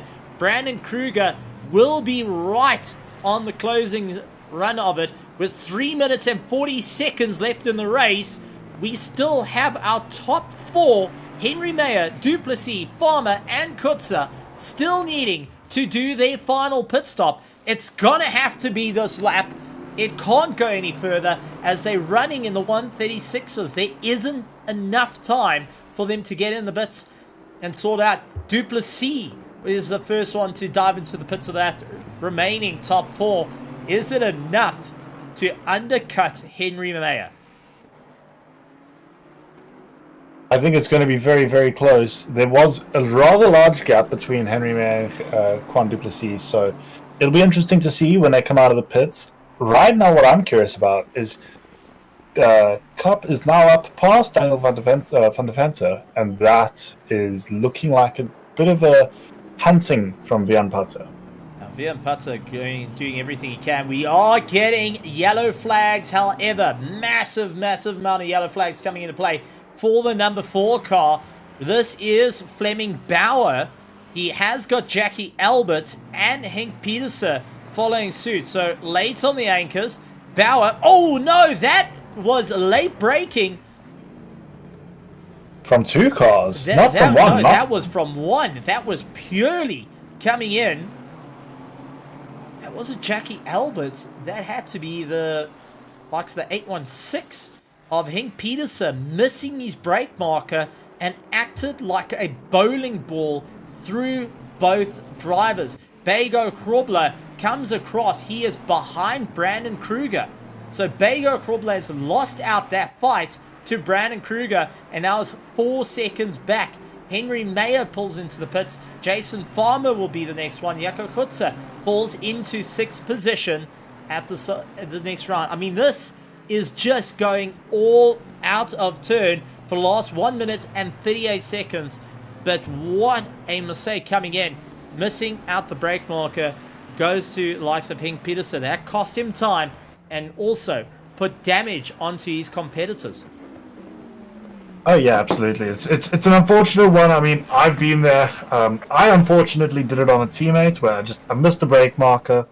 It sucks, and it is not a good feeling ever when you've done that to a teammate or anybody for that matter. I think in this case there's quite a lot of damage potentially, but it's just now seeing where everything comes back. Fleming will not be impressed. He will be rather unimpressed, I imagine. But it's one of those things. Duplessis pushing as hard as he can, hearing that Henry Mayer and Jason Farmer were in the pits. He's caught behind Anton Lammers, and you can see he was fishing for any way to get by. Duplessis now up into 2nd place. Henry Mayer is out the pits and running in 1st place up the road. Jason Farmer down into 4th.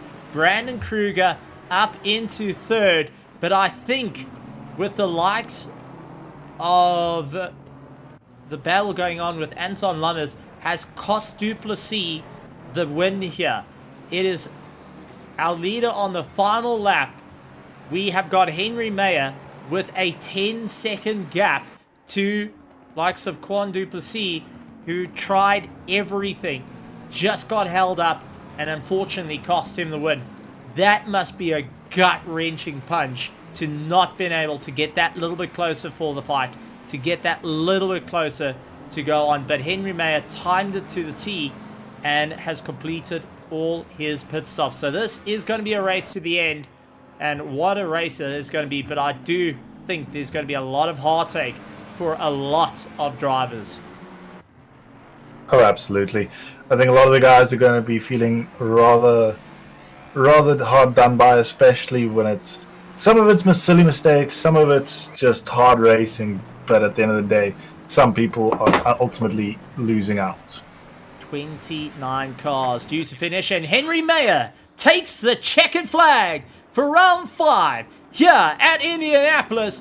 The Panacity car is able to make it across the line. Quan Duplessis of the Team Wolf will finish up in 2nd place. 3rd will go to Brandon Kruger, who at the end of the race started in last, 33rd, finishes 30 positions up, and he finishes in 3rd place. What a run for him.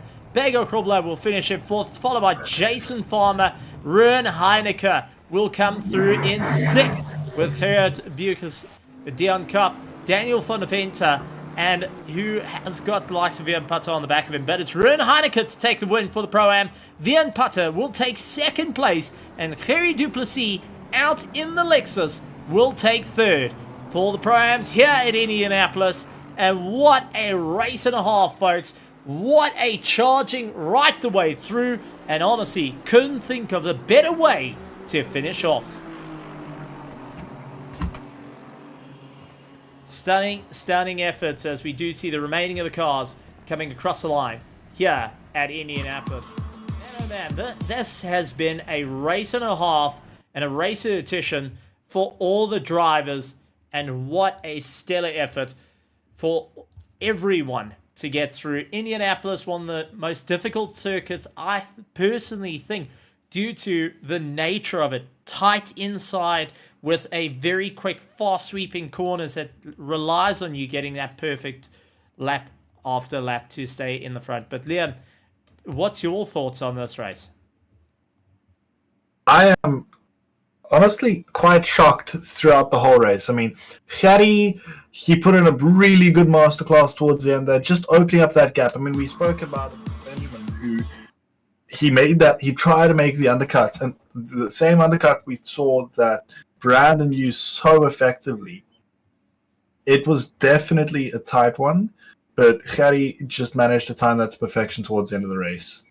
Well, as we wait for more of our drivers to come in and have a quick interview with them, we've got first of our drivers to come. Well, we've actually got a couple because starting to come through. Third place, Brandon Kruger will be joining us in the box. Third of our pros and third overall. Brandon Kruger, welcome to the commentary box. What a stellar run for you. Much better than last week. Not as much heartache, but starting from the back of the field, first question, why? You know, Stephen, when nature calls, eh? Right. No, unfortunately, I had to get down to business. And then luckily, as I rushed back, there was like a minute left on the grid. So I just ahoyed whatever setup there was, fixed the pressures, and off we went. Well, an absolute charging moment, that's for sure. I know Liam has got a whole bunch of papers underneath him that he wishes to answer. But so, over to you, Liam. My first one is, Brandon, you nearly lost me the chip challenge. Just putting that out there for starters. So what is this bet with the chips? What are you betting on? When you come into the pits, you basically timed it so perfectly for Steven that I was actually feeling betrayed. Yeah, so the reason why I made the early stop instead of my usual late one was because Bago was struggling with the back marker, and I was like, opportunity, you know? When it presents itself, you take it. So I threw it on, and I actually just braked late, and I was like, fuck it, let me just go into the pit. I was going to ask that. That was going to be my question, was the pit stop just down to Bago's holding me up, I know I've got pace, let's go into the pits in undercuts. That was my question. Now, I was half hoping for a move, half thinking maybe I should pit.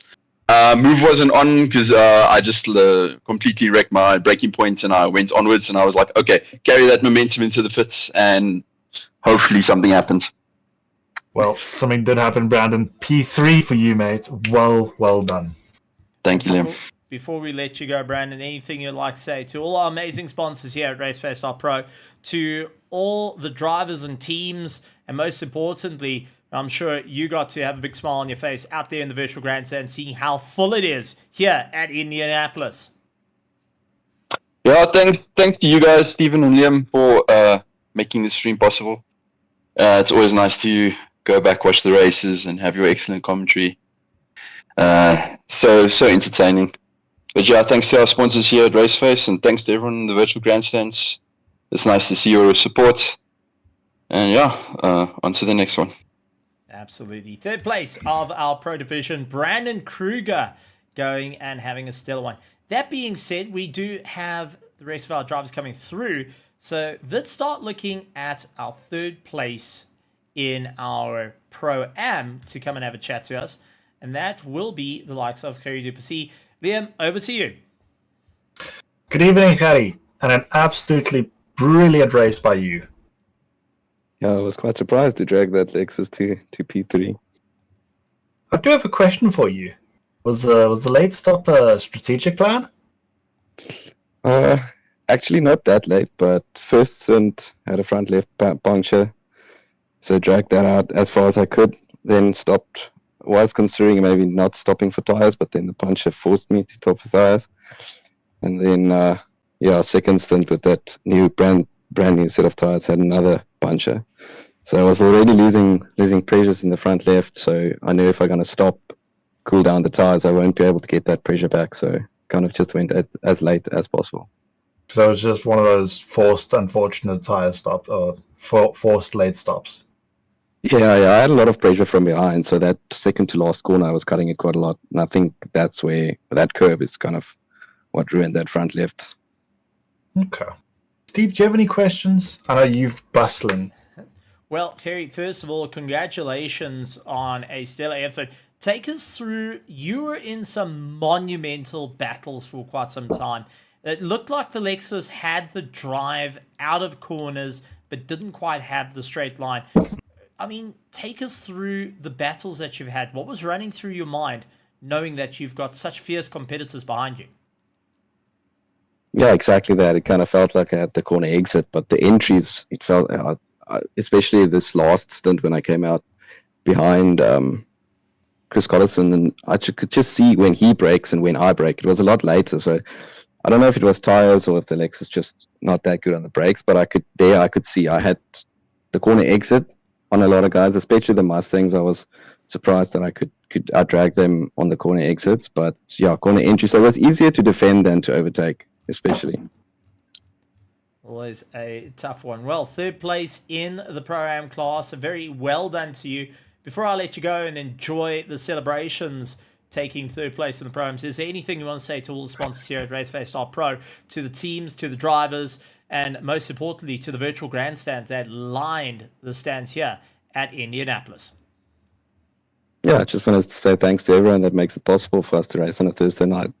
Look forward to it every week, and it was nice to be on the podium for once. Then yeah, I just want to say for the team, ons is nie laaste nie. There we Yeah, thank you go. There we go. Well done, Mr. Kerry Duplessis, on a stellar racing for the GSR team. Well, that has been an exciting one, but we got to bring in the last little bit, as we will be taking a look at second place of our pros, second overall. Liam, I'm going to hand over to you for this one. It is Mr. Quan Duplessis on the mic. Good evening, Quan, and very well done on a P2. That was a perfect race, bar, I think, one incident. Would you mind just walking us through your race quickly and sort of the strategy you had behind it? I think the strategy was kind of simple and generic. It's like just going halfway, pit for tires, and go half the rest of the way. Try not to damage the tires too much during the stint. But otherwise, pretty simplistic. Sounds like a simple yet seems to be a very effective strategy. That's the word I'm looking for. Effective. You had a brilliant race, and at one point you really were closing down on Henry towards the final stages. Was there just pushing the tires towards the end? You felt that the tires had a little bit more life to give? Yeah, I think McLaren can sometimes be harsh on their tires as well. So I was just kind of trying to save my tires, and then just nearing the end of the stint, trying to push out the rest of the life just to gather back some of that time that I lost by saving. It kind of worked out. Also, kind of did not. Sometimes the tires on the tire way on this circuit is kind of rough. Kind of if you keep sliding a lot, then you're kind of really destroying the tires. That was something we were discussing, Steve, with regards to tire wear. Any comments on that? Well, Yeah, I think Indianapolis, because it's not, you're kind of sliding around most of the corners. It takes a lot of for the tire life, just in general. And then by the end of the stint, you kind of feel the consequence by when you push too much and then destroying the life. Then you kind of feel like sliding more, and then you just have to just manage the tires on this track. It's quite important. Fair enough. Absolutely brilliant race, though, Quan. Before I let you go, do you have any thing to say to the sponsors, the Virtual Grandstand, the team at Raceface, and your team particularly? I think Raceface and the sponsors has done a lot for the community in Raceface. I'll always be thankful for them to keep this community going, especially with the the admin creating servers, getting people together, and then the sponsors for letting it happen. I think it's pretty helpful for this community, and I kind of lost track on what I wanted to say next. Well, if you got a couple of seconds to figure it out.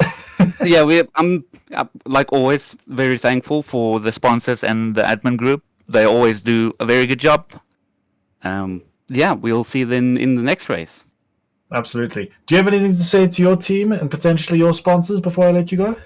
Oh, there we go. Our team. Yeah. So, we'll just have to attack. I think Panda City now. I think is where Henry is. So we just have to keep our attack at them for the next track. Absolutely perfect. Quan, thank you very much for your time. You have a lovely rest of the evening. Cool. Thank you very much. Cheers. Absolutely great stuff. Mr. Duplessis going and taking second place. But let's bring in first place of our Pro-Am. We have got Mr. Ruben Heineke to join us. Mr. Heineke, welcome to the commentary box. Absolutely stellar to have you. And for the Griffin Sim Racing team / Team Sarko, I mean, a race win. You were the first one to dive into the box after a little bit of contact in lap 1 and ultimately gain the win tonight. How are you feeling? I mean, get first place at the Brickyard is no easy feat. Hi, Stephen. Hi, Liam. Yeah, with touch and go. It was actually a good race. Unfortunately got damage on the first lap. 5 second damage, not much. But it put me in clean air at least for a long time. So it was actually quite a lucky race. I didn't expect the tires to last that long. So we opted halfway for tires instead. But it was a good race, I can't complain. Well, that being said, it goes and pushes you a bit further up the road. 2 more rounds in the championship. Are you feeling a little bit more confident on what you need to do to clinch the championship win? A little bit more comfortable. This is going to give me good points for this race. And of course, the next one's a home race, Kailami, which is also a good track for us. Always fantastic to hear. Well, before I let you go, Liam, anything you would like to say to Ruben Heineke, our race winner in the Pro-Am division? Other than absolutely well done and an incredible performance from you, I think you, after that first pit stop, you just switched on and you did a really good job. Thanks, Liam. Well, Ruben, before we let you go and enjoy the celebrations, taking the win in the Pro-Am division, anything you want to say to all the sponsors here at Raceface.Pro, to the admin team, to the drivers, to the teams, to your sponsors, and most importantly, the petrol heads that lined Indianapolis, showing off the celebration and showing off the love? Yeah, of course, a big thanks goes out to all the sponsors to make this series possible. Bertus and Hansi, all the work backstage they do. For yourself and Liam for commentating on this awesome series. And of course, the spectators. Why we race. Absolutely so incredible thanks, everybody. stuff. Ruben Heineke, thank you so much. Well done on this evening's race, and go and enjoy the celebrations. You earned it, and you earned that big glass of milk that gets given here at Indianapolis. Absolutely incredible stuff. Well, we got one more big bottle of glass milk to give, and this is going to be the winner of our Pro division. Liam, I think it's you to have the honors to interview. I think this one should be you, Steve. Henry Mayer, congratulations. Hello. Welcome. A race win at Indianapolis. How are you feeling? No, that was a fun race. Indy is always fun. Quan made it interesting in the beginning, so yeah, it was a better race than previous ones. Strategy calls, what was going on? You had a little bit of talking with your team. They seem to be falling down the order. What was the game plan in terms of strategy? Steven just keeping it clean, saving the tires for when it mattered, actually. Because Indy is a tough one on tires, actually. If you don't take care of them, they can bite you a bit at the end of your stints. All right. Well, and in terms of the strategy to get in the pits, what was the game plan there? We saw you going for a much later pit stop, literally pitting as we hit the final 50 seconds of the race. Yeah, that was mostly just for back marker purposes. keeping it as late as possible because the back markers was somewhat nice. Some could have made it a bit easier. Fair enough. Well, before I let you go, Liam, have you got anything to say to our winner of our pro and winner overall here at Indianapolis? Well, first of all, Henry, you seem to have controlled that race from the green flag to the checkered flag. Really well done on that. You had a really interesting scrap with Quan, so that was fun to watch from our end and fun to commentate on. So thank you for that, and really, really well done. And another win for you. Thanks a lot. That being said, before we let you go, anything you would like to say to all the sponsors, to all the teams, to your sponsors and your teammates, and all the drivers out there, most importantly, the absolute amazing petrol heads joining us every week for some incredible action? No, just thanks to Raceface, everyone behind the scenes, all the amazing sponsors, Stephen, you and Liam, and thanks for a great team. Absolutely incredible stuff. Congratulations yet again on your race win, and go and enjoy the milk, enjoy the run. You've earned it here at Indianapolis as you get ready for the last 2 rounds of the season. Well, that being said, Liam, I mean, it's been quite an exciting time, and we have to say farewell to the beautiful circuit of Indianapolis after such an incredible race. Any closing thoughts from your side? Other than there's so much to talk about, there's so much to dissect from this race, and unfortunately we can't cover it all. I'd say the heartbreak for the race definitely has to go to Gerrit Bukes. An incredible and quite stellar qualifying performance, to say the least, and it was just undone by a little bit of bad luck. So for that, I'd say that's probably the heartbreak of the race. But I need to bring up Brandon Kruger again. Going from 33rd to 3rd is no small feat, whether it be a 45-minute race or a 24-hour race. That is a huge gain, no matter what sort of racing you're looking at. So I have to give props where props are due on that. What an incredible comeback drive. I honestly think maybe there's a suspicion of weight loss on that one. So I'm going to leave that one to TCs to take a look at. I think there was a bit of a weight reduction that came in there. But last minute weight reduction. Completely agree. Incredible racing on hand, and all our drivers having some great running. But ladies and gentlemen, boys and girls, that does bring us to the end of tonight and the end of the racing week here at Raceface.Pro. But don't fret, there's more to come, as next week we're going to be bringing you not only some of the racing from the Mazdas. We're going to be bringing you some racing on the iRacing GT3s as well. That's going to be coming next week. We also do have our LMU Championship, which is heading to their final round. We have got our Assetto Corsa Competizione GT3 Championship that will be also coming to their second last round. So plenty of racing happening next week. Lots to keep an eye out for. Next week for the Raceface.Pro ACC GT3 Championship, we head out to Kyalami for round 7. But ladies and gentlemen, boys and girls, thank you so much for having us here in your homes. And thank you for having us on your cell phones, tablets, TVs, and wherever you prefer to watch and listen.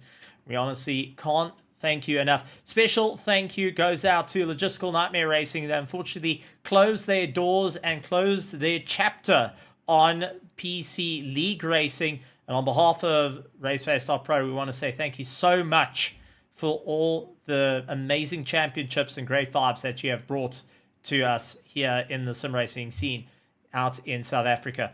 But from myself, Stephen Koenig, and your main commentator of the evening, Liam Swinburne, we'd like to say thank you very much. And like always, a good morning, good afternoon, good evening, and good night, everybody.